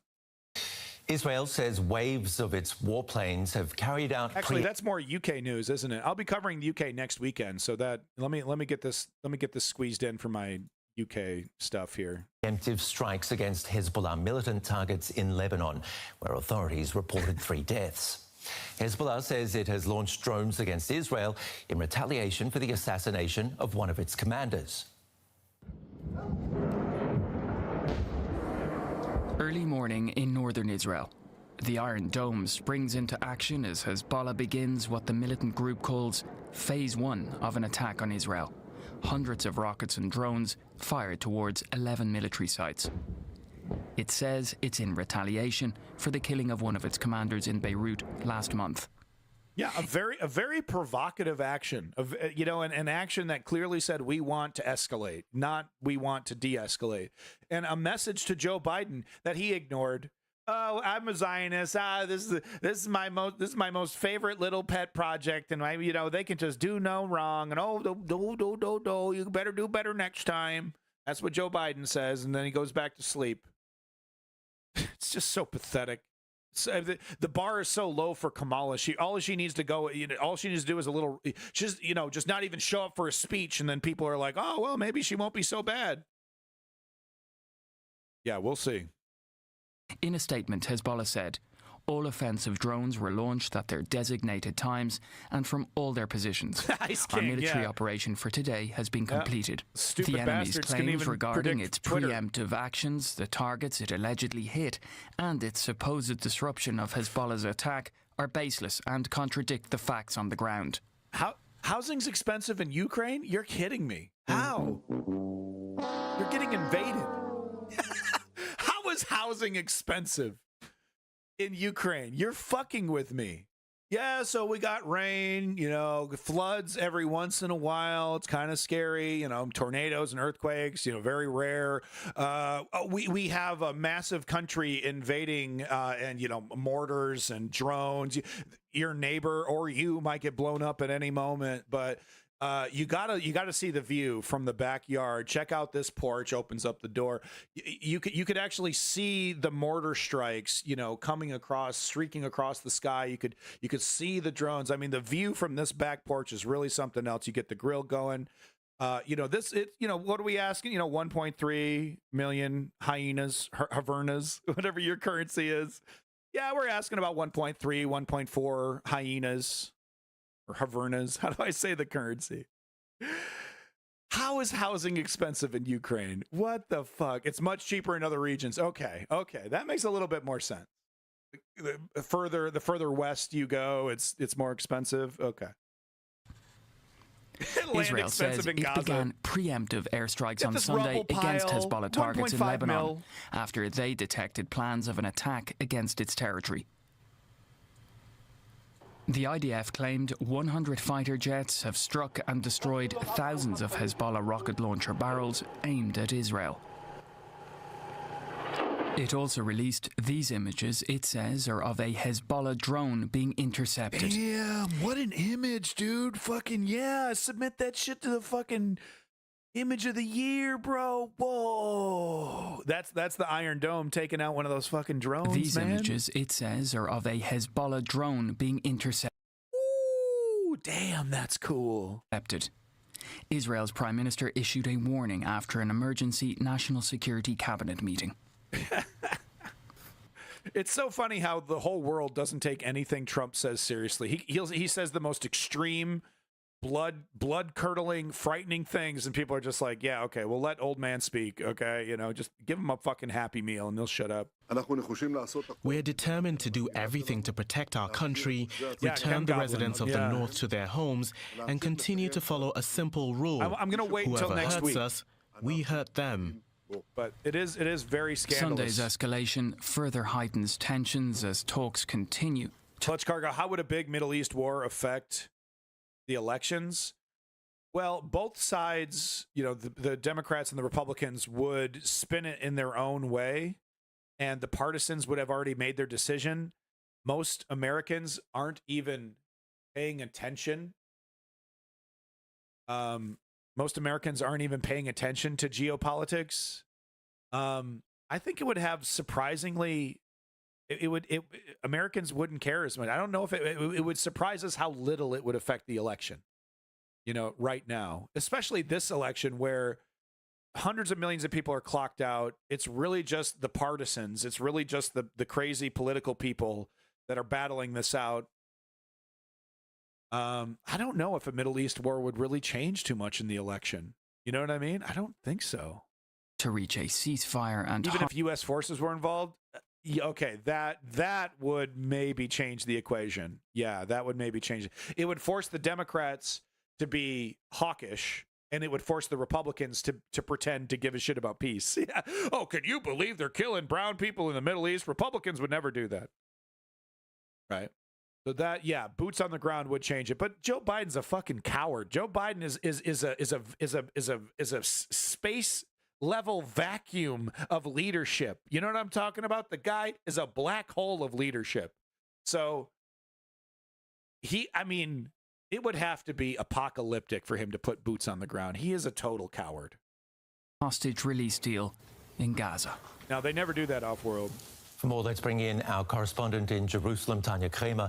Tanya, describe the state of emergency in Israel right now. Yeah, Gorbs. I think she's the standard military-industrial complex, kind of rhetoric from Kamala. Yep. Well, somehow, people anticipated retaliation by Hezbollah and also at some point by Iran after the high-profile targeted killings in Beirut and Tehran last month that were attributed to Israel. So Israel has been preparing for that, and it was not a matter of if, but when and how. No, everyone, all the nuke stuff, people talking about nukes, we need to remember that every country that isn't the United States, okay, it's hypocritical, but that's it. But any country that uses nuclear weapons fucks themselves. Everyone knows that. And the United States understands that it would lose a lot of credibility if it were to drop another one, right? That it was a really very special time in history that they were able to get away with those 2 nukes in Japan. So this whole idea, they're going to drop a nuke, nobody's dropping a fucking nuke. Nobody, dude. Nobody. It's like taking a dump on your own manifesto, It completely fucks you over. These counterstrikes would look like, whether they could be limited the money's going to continue to flow into Israel. This will lead to an all-out war in the region. Now, no one Israel said they had launched at shortly before 5 a.m. in the morning with over 100 warplanes or fighter jets. These what they described as preemptive strikes. Okay. Ben-Gvir in charge of Israel. Ben-Gvir replacing Bibi Netanyahu. We have to worry about the nukes. Yeah, okay. Ben-Gvir takes over for Bibi Netanyahu, becomes his party, his extremist, anti-Palestinian, pro-settlement, destroy Palestine party, becomes the de facto party of Israel. That somehow happens, that Bibi gets pushed out. It doesn't seem very likely. Bibi's incredibly politically savvy with a very strong political coalition. Even now, even with his corruption, even with his unpopularity, he's a very vicious political animal. But yeah, say something happens to Bibi, Ben-Gvir takes over, Smotrich takes over. Yeah, no, now we do have to worry about the nukes. Yes, at that point, yeah. Look into Ben-Gvir. The guy is Looney Tunes. The guy is straight up, kind of like the guy with the little mustache. He reminds me of the guy with the little mustache, but I know I can't say that because it's so fucking ironic. It's beyond ironic. It's the most ironic fucking thing in the world. It's the definition of irony. But let me tell you, Ben-Gvir reminds me of a guy with a tiny mustache. That's all I'm going to say. Him in charge of Israel is a legitimate nightmare. Worry about the nukes at that point. Bibi Netanyahu, we got nothing to worry about. At launching sites, they said they targeted about 40 different areas there, and Hezbollah has said they had been successful in launching over 300 missiles and drones at Israel. They said they targeted military targets. Now, we have heard here from the Israeli side that they reject the claim that military targets were actually hit. Now, Hezbollah has said this first phase is concluded, but what does it mean here for people? Now, we've been seeing in the early morning there was a security cabinet meeting, an emergency mode was said to be installed. Now, the air traffic also in Ben Gurion was then for some time being interrupted. Now, it has been back on track now, but there are still delays being said. Some of the major foreign airlines have now extended their suspension of their flights to Tel Aviv. Also, the home front command this morning was changed for people, especially in Tel Aviv and the northern area. Of course, they have been restricted, but those restrictions have now been lifted as of 12:30 local times. They have not been lifted for people further up north. They have been living with cross-border attacks between Hezbollah and Lebanon, for many, many months now. Since October last year, we know that approximately 60,000 people have not been able to return home also in all these months. This is, of course, also a situation that is not really acceptable for Israel. Now, we have to wait and see, of course, what the next what are the next moves. Thank you very much for bringing us up to date. Tanya Kramer in Jerusalem for us. And let's go over to our correspondent, Mohammed Schreiter, who is in Lebanon. Mohammed, Hezbollah called these attacks a strategic target. Give us some more context. Well, Hezbollah said that it launched more than 300 missiles to disrupt Israel's aerial defenses, paving the way for tens of attacking drones to cross towards military bases in northern Israel. Now, in a series of statements issued by the militant group, it said that it hit what it called a strategic target that will be revealed soon. That was the sentence used in a statement. And more information about this. This building behind, I don't mean to non sequitur, I'm sorry, but this building sucks. This is such a boring, what the fuck is this, dude? This is like some shit that I would make in Minecraft because I don't know how to make a fucking building. What the fuck is this? It sucks, I'm sorry. It's just so boring. Revealed soon, that was the sentence used in a state. Krail, you push it, man. You push it. I like you, Krail. But no. There is some key differences. The colonialism, there's a lot of, there is a ton of similarities, but there are some key differences here. Let's not give our enemy, the bad actors, any ammunition. That's where I'm coming from. You're you're a civilian. You're not in front of a camera. You're not in front of a microphone, so you don't have to. You can do whatever the fuck you want, right?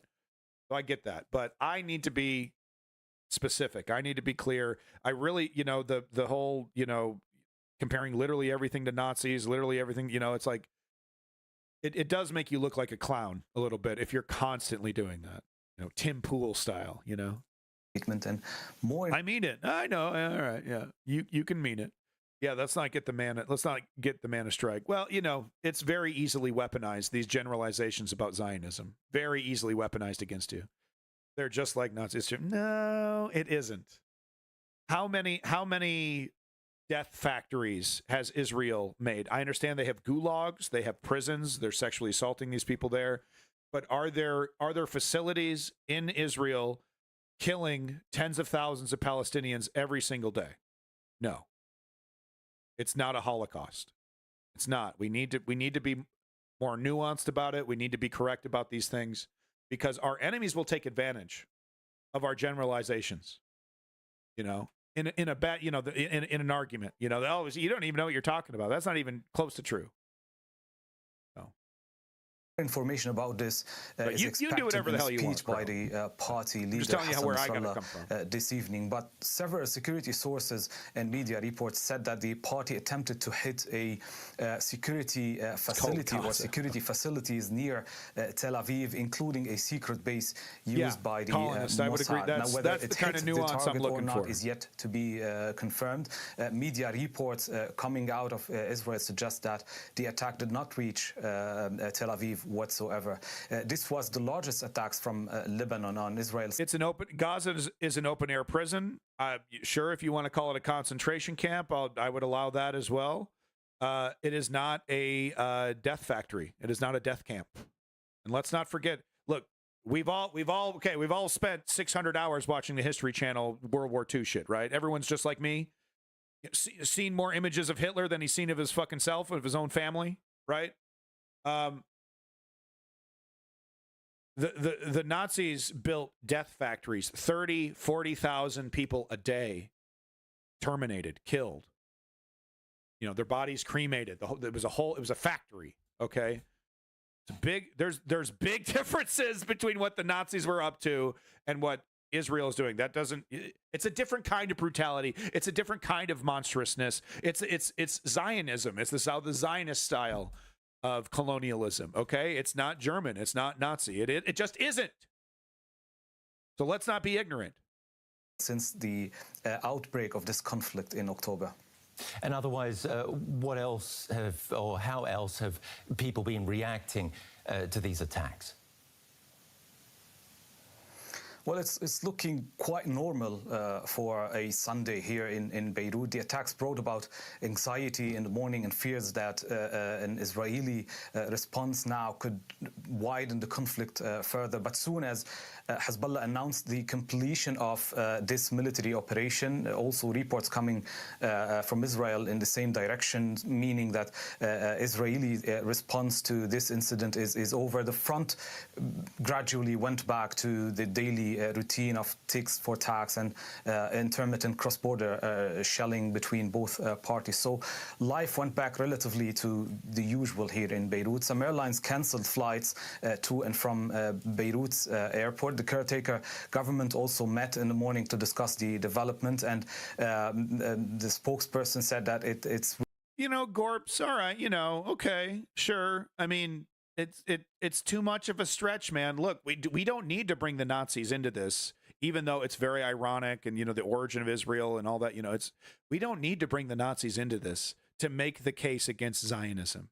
You know what I mean? It muddies it. It opens up too many doors for our opponents to rhetorically put us in corners and call us out and, try to paint us, in directions that we're not, or paint us in ways that we're not. But it's not that crazy. Sure. I mean, well, there's comparisons that can be made across the board for a lot of different things. It is brutality. It's colonialism. And, they're killing tens of thousands of people over the course of, a year. But do we really need to complicate this any further? It's a pretty complicated fucking situation. You know what I mean? We got to bring fucking, 1940s Germany into this shit. Really? It's just like, can we just stay on point? The focal point should be the humanity of the Palestinians. That's what needs to break. That right there is, to me, is the X factor. Because the moment we start, Israel, the West, the world starts treating Palestinians like human beings instead of special humans, special types of humans that are more violent and crazy than any other, they're just special in their own way. It's the crux right there, the humanity of the Palestinians. Reaching out to mediators to de-escalate the situation. And the latest there from Nothing Mohammed changes Thank you. Until the world treats these people like human beings. Nothing changes. And more context on the latest development. Okay, I can't take it. No thanks. I'm good. Some university guy. He's smart. He's read books. He read so many fucking books his hair fell out. I don't have time for it. Moving on. Next article. Probably had something really intelligent to say, too. He probably had something really smart to say. Hamas says it rejects new Israeli conditions in Gaza ceasefire talks. Look, I've talked about this before. I have several articles showing Hamas official boasts October 7th derailed normalization processes, says never to two states. These Hamas characters, the left needs to accept that these people are holding the Palestinians hostage, that they were put in place by Bibi Netanyahu to divide and conquer the Palestinians, and and they will hold true to that goal until the end of time. There is no way we can destroy terrorism at the barrel of a gun.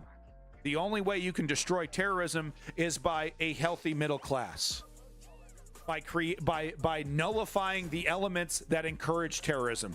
Right? The poverty, the hopelessness, the feeling of being trapped in an open air prison in your own home, right? The apartheid state in the West Bank. That's what gets rid of these people, not a gun. Now, that isn't to say that you don't need guns to defend yourself against people like this, but the solution to the Gaza situation, and this, it's never going to happen, because step one is treating the Palestinians like human beings, accepting that these are fellow human beings and treating them as such. So it's off the table already, in Bibi land, in Zionist land. But step one is to accept that these people are human beings. Step two is to install a technocratic government associated, related to, or just a branch of the Palestinian Authority from the West Bank to begin the rebuilding process, medical services, driver's licenses, to provide a technocratic government while Gaza, Palestine rebuilds. There needs to be a corridor created between the West Bank and Gaza. And of course, the people of Gaza need to have their fishing rights returned so that they can fish in the fucking sea that their country is connected to. And then you start the process of rebuilding Palestine in the Gaza Strip.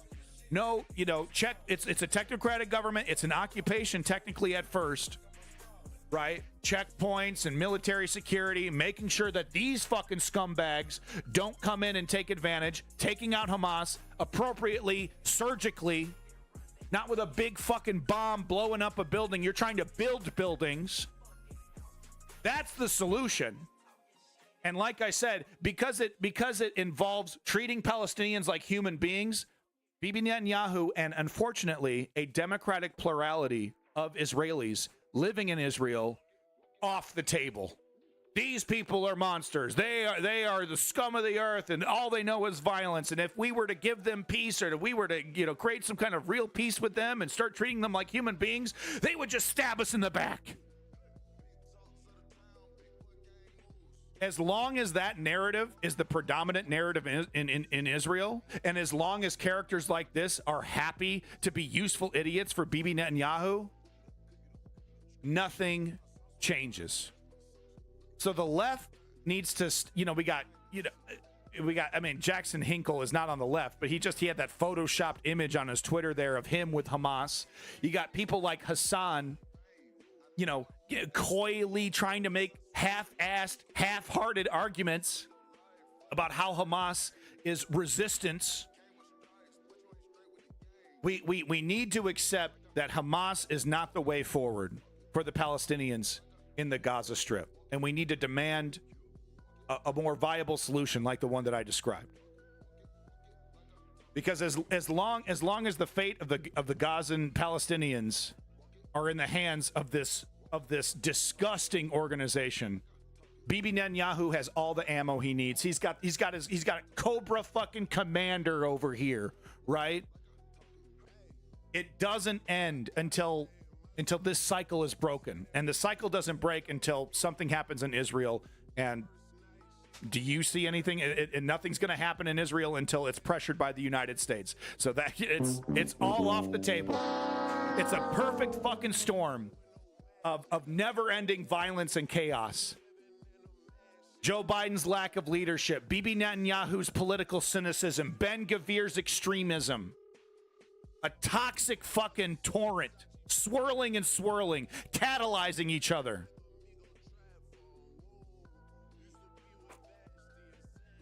So yeah, let's bring the Nazis into it. Anyway, my point's made. Fuck Hamas. Last headline, though, I do have. Hamas said to decide to target Israelis abroad in bid to avenge Henya killing. So, Israeli people abroad, watch your back. You might have a target on your back. More anti-Semitism, more threats, more violence. After this, then it's peace. Just a little bit more on these strikes. This was news from Sky News 13 hours ago. Just a little bit more of this, and then I gotta go. Towards southern Lebanon in what it called self-defense after saying it had identified a planned attack by the militant group Hezbollah to fire rockets into Israel. In return, Hezbollah launched drones and missiles towards Israel in what they say was to avenge the killing of one of their top military commanders last month. Well, warning sirens sounded in northern Israel and explosions were heard as the military's Iron Dome aerial defense system shot down missiles. Israel's military has confirmed the group had planned an extensive attack. A short while ago, the IDF identified Hezbollah terrorist organization. I would say 60 to 70% of the things this man says is an outright lie. Preparing to fire missiles, rockets towards Israeli territory. In a self-defense act to remove these threats, the IDF is striking terror targets in Lebanon from which Hezbollah was planning to launch their attacks on Israeli civilians. Yeah, Sabercat, look, his heart's in the right place. God bless him, and I'm happy for his fucking success. But the guy, it does not do enough reading. And this is what happens when you get rich. It's no longer your problem, man. It's like, I got my life to live, dude. I'm a celebrity. I'm a millionaire, man. I got bitches to fuck and I got money to spend. Why am I going to sit around playing video games, listening to news podcasts, learning about the world around me? I got all the time in the world, but I'm not going to use it anymore to anything beneficial. It's what happens to rich people, So I like Hassan, but you know, you got to go all in, man. You're either a political commentator or you're a fucking, you know, entertainer. So what the fuck are you, Hassan? It's like, well, I got to get that bag. I'm on the grind. I got to get that bag. I got to play Dark Souls. You're a fucking joke then. You're a joke. See you at the next protest where you pretend to participate. This follows more than 6,700 rockets, missiles, and explosive UAVs fired by Hezbollah at Israeli families, homes, and communities. He's a good-looking guy. He can show off his looks. That's fine. Hezbollah will soon fire rockets and possibly missiles and UAVs towards Israeli territory. We will shortly update the Home Front Command defensive guidelines for those in Israel. From right next to the homes of Lebanese civilians in the south of Lebanon, we can see that Hezbollah is preparing to launch. I just hate the framing, you know, just the way that they frame everything in the way that, you know, this must be what it was like during the Bush administration when we were fucking around in the Middle East, and, you know, other countries seeing our statements, we're so in the right, everything was framed in the way of American hero, jingoism, right? Every statement made, everything, it must have been so aggravating and annoying. And like getting this from Israel, it's like, man, it's like, it's so dishonest. It's so ingenuine, you know, it's just, there's reality, there's some fact rolled into this, but man, it is spun in such a way that it's just unbearable to watch when you understand the truth of the matter. Launch an extensive attack on Israel. I don't know if Hassan's a tanky. I think he's just kind of an airhead. We warned the civilians located in the areas where Hezbollah is operating to move out of harm's way His heart's in the right place for their own safety. Hezbollah's ongoing aggression risks dragging the people of Lebanon, the people of Israel, and the whole region into a wider escalation. Israel will not tolerate Hezbollah's attacks on our civilians. We are operating in self-defense from Hezbollah and any other enemy that joins in their attacks against us. That's pretty stupid, Bulletproof. And we are ready to do everything we need to defend the people of Israel. Didn't China invade Japan?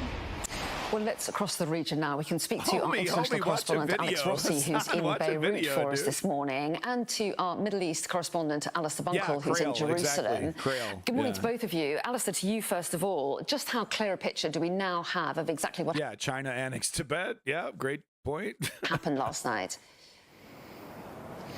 Well, it's becoming a bit clearer, but both sides are playing what happened to their own narrative, to their own advantage. Let me speak for the Israeli side, because I'm sure Alex will have more to add on the Lebanese side of things, but also because I've had a briefing from the IDF this morning, and they say that around 100 of their fighter jets, I like Hassan, at around 4:30 a.m. this morning, took out, I just want him to do better, thousands of launch sites across 40 particular targets, predominantly in southern Lebanon, but also elsewhere in Lebanon. I think there were reports of airstrikes in the Bekaa Valley, for example, sort of further north into Lebanon. Now, they did this because they say they had intelligence, and they won't go into detail, but they had intelligence that Hezbollah, was about to launch thousands of rockets and drones into particularly northern Israel, but central Israel as well. Probably, they haven't confirmed it, but probably Tel Aviv. Palestine, free and Ukraine. All in response for the killing of Fuad Shukra, very senior Hezbollah commander that the Israelis killed free Cuba in a drone strike in Beirut about 3.5 weeks ago. So the Israeli side of the story this morning is that they had good intelligence. Simply, Steve, this massive attack was about to happen. You know, I talk about, you know, when I'm talking about Kamala and I'm talking about neoliberals, I'm constantly talking about how the progressives need to assimilate the neoliberals, and it's not just because I want single payer health care. You know, it is a completely different geopolitical outlook, and quite frankly, the way that, like, you know, I've talked about it earlier in the stream about how America does geopolitics. It's our way or the highway. It's not sustainable. It's not sustainable. We have to accept that the United States' goal is not world peace. It's world domination. Not in the way that we would think, though. Not like I'm planting the U.S. flag on China and it's now, Kentucky 2, the sequel. But it used to be China and we put up our flag. It's not like that. The United States wants global dominance through the dollar, through the currency that it, and he wants everyone to do business through the United States using the dollar. That's their definition of global domination. And it's not. It doesn't seem sustainable for me. There are people who would say that this is the only way to have world peace. They make this American exceptionalist argument that the reason why things are so peaceful is because of the American empire's power, right? The dominance over the globe. And, it's kind of, there's arguments to be made and arguments, against it and all that. I personally believe, though, that it's wildly unsustainable, but there is no entity that is going to start changing this, because it has to be done by example. The United States, it has to start with the United States. The United States is busy wagging its finger at every other country. Don't do this, don't do that, can't do this, can't do that, and literally does it in front of everybody with a big fucking grin and says, what the fuck you gonna do about it, bitch? It doesn't seem sustainable in the long term, in hundreds of years. You know what I mean? So we need to get these progressive perspectives in here, or else these situations are never going to change. Thank you for the follow, NSE. Acted and they thwarted it, and they say that the 250 to 300 drones and missiles that Hezbollah did launch at Israel caused, in their words, very little damage. It's a great story. I gotta go. I gotta go to Cuba one of these days. There is now a meeting going on of the Israeli Security Cabinet. Go visit Abu they will Ghraib. also do their own assessment. They will consider what the next step is, and there'll be two schools of thought there. There'll be one, which I'm sure it will be what the Americans are also saying to them. Yeah, bulletproof. You knew this was coming. You were prepared for it, and you thwarted it by and large, and very little damage was caused. Almost take that as the win, a bit like Biden said to. No, I mean, clutch cargo. I'm not talking about defanging America, right? I'm not talking about America needs to disarm itself first for the rest of the world to follow suit. No, but it starts with America. It starts with an initiative from America who says, okay, first thing, let's get everybody in the room. Right? That's step one. That's a massive achievement. Let's literally get every country in the room. Every president, every country in the room. And let's have a discussion. That's step one. That would be epic in and of itself. Just to get everybody in, every country's leader, everybody in the same room, having some kind of dialogue together. Right? A super UN, right? A global UN, whatever you want to call it. That would be step one. Right. And we're talking about massive humanity changing evolutions. Right. Only countries could do it. And really, only America could really set that standard to really say, OK, we're putting our nuts on the table. Who else is putting their nuts on the table? Because we all got a stake in this. We're all in the same marble. We all got nukes. Most of us. What's the discussion, And I don't see that from the United States. I don't see a big idea. I don't see a big plan outside of dominance, outside of power. And I don't think that's sustainable. Right? We got Russia and China with the same exact motivations. And what does Russia do? They say, every time they're criticized for Bucha, they're like, what are you talking about? U.S. does this shit all day. Bring up Fallujah, bring up any kind of, bring up My Lai massacre in Vietnam, et cetera, right? We're hypocrites. We're all hypocrites. We're all bloody. Everyone in the nation, every country. So it's like that's where it starts, which is like accepting that, this getting rid of this exceptionalist, American exceptionalism that we are somehow better because we were born in this country. It starts with the leaders. It can only start from the top. Right? No matter how many people want it from the bottom, it's an initiative that has to start from the top. So that means the leaders we choose have to be interested in making that future viable. And right now, the leaders that we're choosing have no interest in that. They only are interested in status quo. Netanyahu back in April when Iran attacked. But there'll be those also, not a particularly global the far prime right minister. in Netanyahu's government, who will say, we've got to go into Lebanon, or at the very least, we've got to take offensive action now, and we've got to go at Hezbollah. Hezbollah have said that this was phase one. Don't let them get to phase two. And so that will be one of the dilemmas. There'll be lots, but that'll be one of the sort of considerations that the Netanyahu government will be weighing up. And then the other backdrop to it is you've got ceasefire talks due to start again. Clutch cargo, high-level 100%. ceasefire talks in Cairo later on today. Nobody's expecting any kind of major development from them, but that is all part of the context of what is going on here. And Alex Rossi, to you in Beirut, Hezbollah has said this strike was phase one in retaliation for the killing of that military commander. So what do you think we can expect next from where you are? Lebanon. Well, I think that is, it's a really, really good question. And I don't think anybody apart from Hassan Nasrallah and senior people within Hezbollah really know the answer to that. Certainly they're talking about this being phase one. Part of Nasrallah's strategy has been to keep up the sort of temperature of psychological warfare against the Israelis, to try and keep them guessing. We certainly think that for today, this is over. There will be no more attacks. We've actually heard in the last few minutes from Hassan Nasrallah's spokesperson saying that Israel didn't disrupt an attack at all, and what Hezbollah has done today was actually successful. So you'll have basically twin narratives from the Israeli side, them saying their superior intelligence, that military-industrial complex launch is a red preemptive hot right strike. now in Germany. Israel itself has suffered very little damage, and they managed to take out or blunt the spear that Hezbollah was pointing at the Jewish state.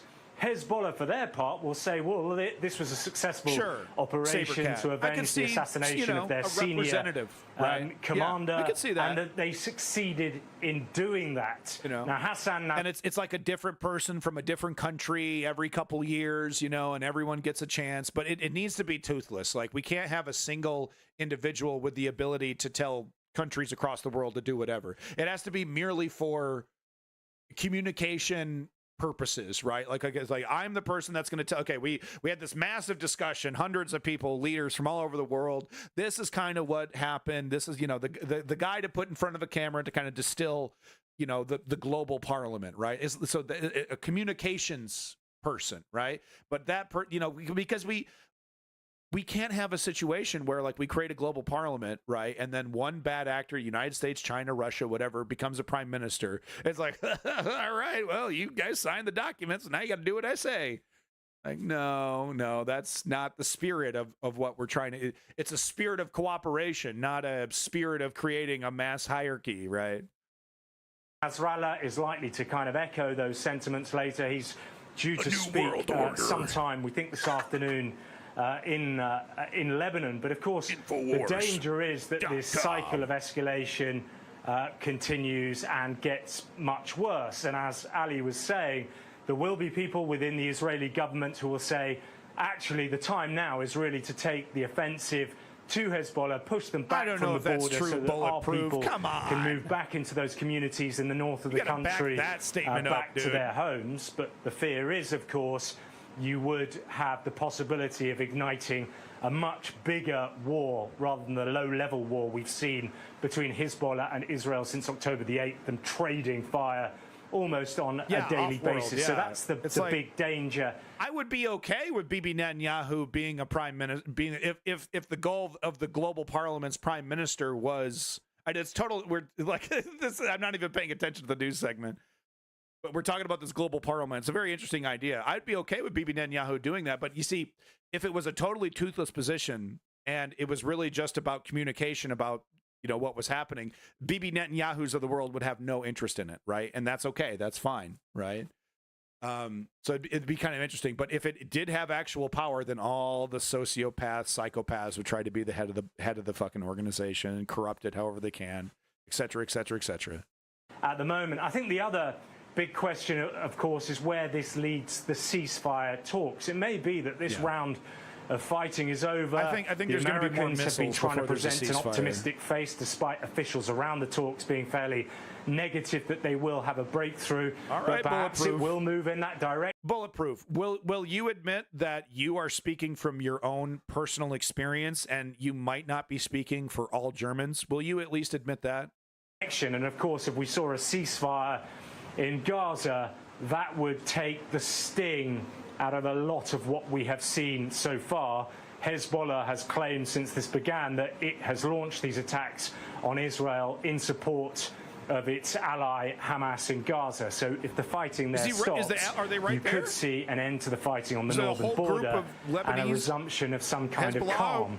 That said, the red lines that were drawn after 2006, the war that was fought between Israel and Lebanon, they have been completely destroyed. And at some point, that kind of deterrent is going to have to be restored on both sides. The question is, will it be restored diplomatically, or will it have to be restored by a larger outbreak of violence? And we don't know. There's going to be more missiles. There's there's going to be more, because we've already done this, go around. So this isn't even an escalation yet. She is amazing. I saw this article. I saw this. Okay, real quick. I have to show. I saw this queued up in Sky News. We got to talk about this amazing elderly woman, one of the oldest women, still alive, 102. It looks like she served, probably fucking fought Nazis, dog. And here she is celebrating her 102nd by jumping out of an airplane. Truly an amazing person. So, it's 2-minute video. Let's watch it. I can't help myself. She is amazing. Minette Bailey served in the Women's Royal Naval Service and was herself married to a paratrooper. And not only is she celebrating her birthday today, she's also raising money for charity with this. Keep calm and carry on, baby. Jump. Oh, and she's we a caught up cutie. with her earlier, just before the skydive. And I'm about to go up. I'm delighted. Still gonna slam her? Don't stop. Just keep going. And I can't. My mind is so fucked. My mind is so fucked, dog. This jump, and we caught up with her earlier, just before the skydive. Just keep I'm going. about to go up. I'm delighted. Don't stop. Just keep going. And in the words of my very old friend Humphrey Scrimgeour, when he was in his 90s, he said, "Minette, whatever happens, don't give up until you're forced to. So don't give up anything until you're absolutely forced to." Wow. Wow. What a great message. And here she is, Minette, taking the plunge. She jumped out of the plane. Wow. It was around 20 minutes ago. She was in the air over Beccles Airfield for just over 5 minutes. And what a day for it. Actually, is that quite cloudy? It's hard to tell. But still, we got a very clear view of her there. Show the Big landing. crowd below, all cheering her on. It's probably a little rough. And we've actually got Poor pictures thing. of her There coming it into is. land. There we go. That's unbelievable. Oh, look at that. Gentle as I saw one of these stories. It was like 6 months ago, maybe. It was a while ago. The landing was kind of hard. They were doing one of these, senior citizen kind of doing a skydiving thing. And he came in super. He face planted, dude. It was nasty. But no, this guy, total pro, knows exactly And what he's doing. there we go. Look at this. Scoops right in there. Heck 102 years yeah. old, Anna, and on her 100th birthday, she drove a Ferrari around the racetrack at 130 miles an hour.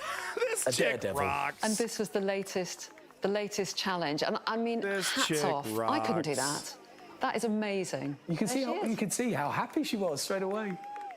Oh, that's great. I'm is so fascinated to hear great. how she found it. What a special moment! A really special Yeah, moment. here are the latest pictures. Look at her there. Just an inspiration Oh, to that so is many just others. amazing. Doesn't matter whatever You know. age you are, and with the Paralympics coming up, doesn't matter what disability you've got, you never know what you can achieve in life. And that is so amazing. Minette What a showing beautiful everybody person. that What a age beautiful is no number. Absolutely. No barrier at all. And look at that. Record winning. Okay, let's do a fucking advertisement for the skydiving company. All right, whatever, fine. You know what? Whatever. Plug that shit. Minette Bailey, what an extraordinary woman. Okay, and we will this video right here is queued the fuck up. Okay, we will be talking about the UK, the economy, and the goddamn Labour Party. What the fuck, Labour Party? Okay, so we will be talking about that next weekend, UK news. So you can expect that on the News Underground. We're not giving this fucking Labour pseudo neoliberal a break. Okay. Oh, we just got in. Oh, now we're gonna give you some hard truths. Yeah. Okay. How about tax the rich, Keir? How about tax the rich? Oh, how dare you? We would never do that. Never even consider it. Yeah, that's your problem, dog. Take it out of the manifesto. Tell everybody we got to eat some poison pills. You're not telling your billionaire buddies they got to eat some poison pills. You're not even talking about Brexit. You embarrassment. Fix your shit, Keir. We didn't put you in there. We didn't put you in there to fuck us over harder. So if there's some hard news, oh, the economy's even worse, the Tories really fucked it up. Well, there's some billionaire Tories that need to pay up. I don't want to be 102 in a wheelchair talking with a laptop. Well, you need to exercise. You need to take care of yourself. You need to get out. You need to be active every single day. That's the only way. You use it or you lose it. That's how the human body works. Right? No other way around it. Can't even touch the issue of Brexit. The EU hates the UK. I'm sick of it. I'm sick of it because, like, it's okay. It was like, okay, we're not going to talk about Brexit. People are tired of talking about Brexit. It's bad electorally. I'm not going to win the election if we talk about Brexit. It's strategic. I'm not going to do it. Okay, fine. You're a fucking Machiavelli. Fine. You're in office. You won. Can we talk about Brexit now? You know? Oh, no. Now's not the time. Now's not the time to talk about the disastrous event that precedes everything else. Now's not the time, huh? To talk about the fucking X factor that created the suffering. Okay, no. My re-election. It never ends. Anyway, so we will be talking about the UK. We will be talking about Keir. I'm not happy. I'm disappointed. But he's got lots of time to turn this around. You know, maybe I got misconceptions. Maybe I'm wrong here. I'm sure if Leon was here, he'd be talking some shit right now. Leon's a friend from UK. Haven't seen much of him since the election. Maybe he's out living his life. I was against Brexit, but the EU now is a sinking ship. No, the fuck it isn't. It's not perfect. It's not great. It's not like, but it's worth fixing. It's worth reforming. The solution isn't to pull away from treaties and discussions, for God's sakes. It's to make more. It's to strengthen them, make them more beneficial for everybody. Compromise and make deals, not give up, throw it away, and then put up a fucking wall. Oh, dude, this Android getting McFucked. Okay. Anyway, folks, I'm Audi 5000. That's all I got for today. This has been the News Underground. I am Abandoned Nihilism, the realest motherfucker on Twitch, bar none. News Underground's the #1 source for news when I stream, which isn't every day. I'm sorry. I got a disabled kid to take care of. But no, thank you, everybody, for being here. It's been a great discussion. You guys rock. The best chat on Twitch, the motherfucking regulators. That's who you are. You're the regulators. All right, best Twitch chat easily. You could go up toe-to-toe with any clown in the Hassan chat, Destiny chat, Boss chat, toe-to-toe. Each one of you. I know you could. I believe in you.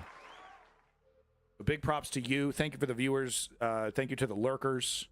I probably can't show dead, naked people in bags on Twitch. That's probably a bad thing. But no, big props. Pompous, just popped in at the end there, but big props to you, Pompous. Big props to Sir Smoke a Lot. It's here from the very beginning. Big props to Thinking Sabercat. Great comments, great links, great participation. Make sure you check out the Discord. I think you're going to like it. You're a link-heavy guy. I think you're going to like the Discord. Check it out.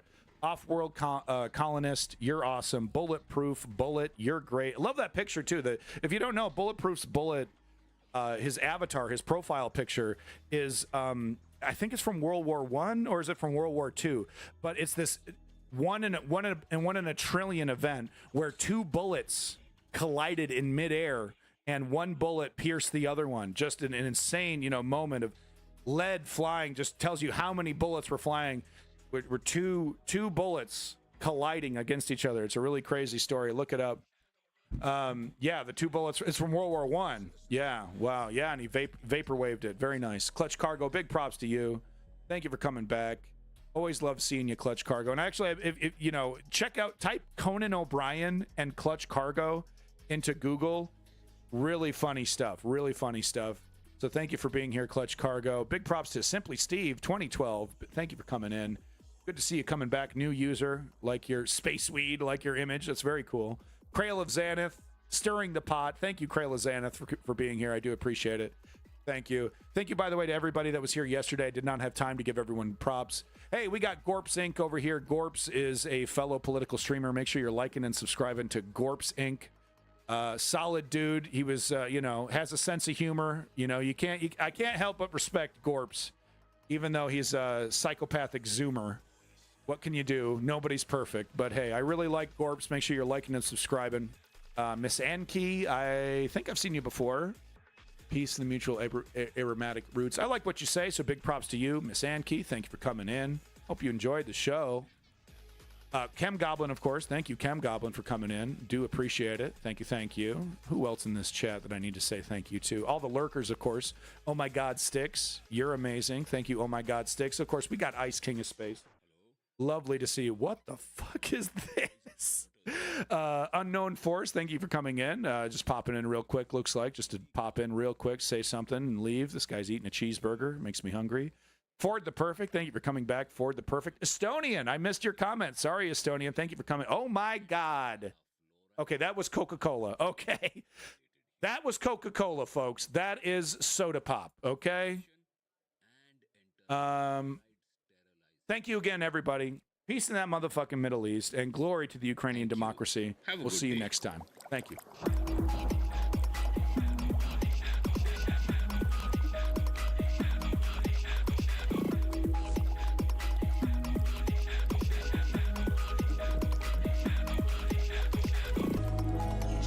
Smash! Thank you for coming in, Smash. Need a schedule. Yeah. Tell my son that. Tell my son that we need a schedule.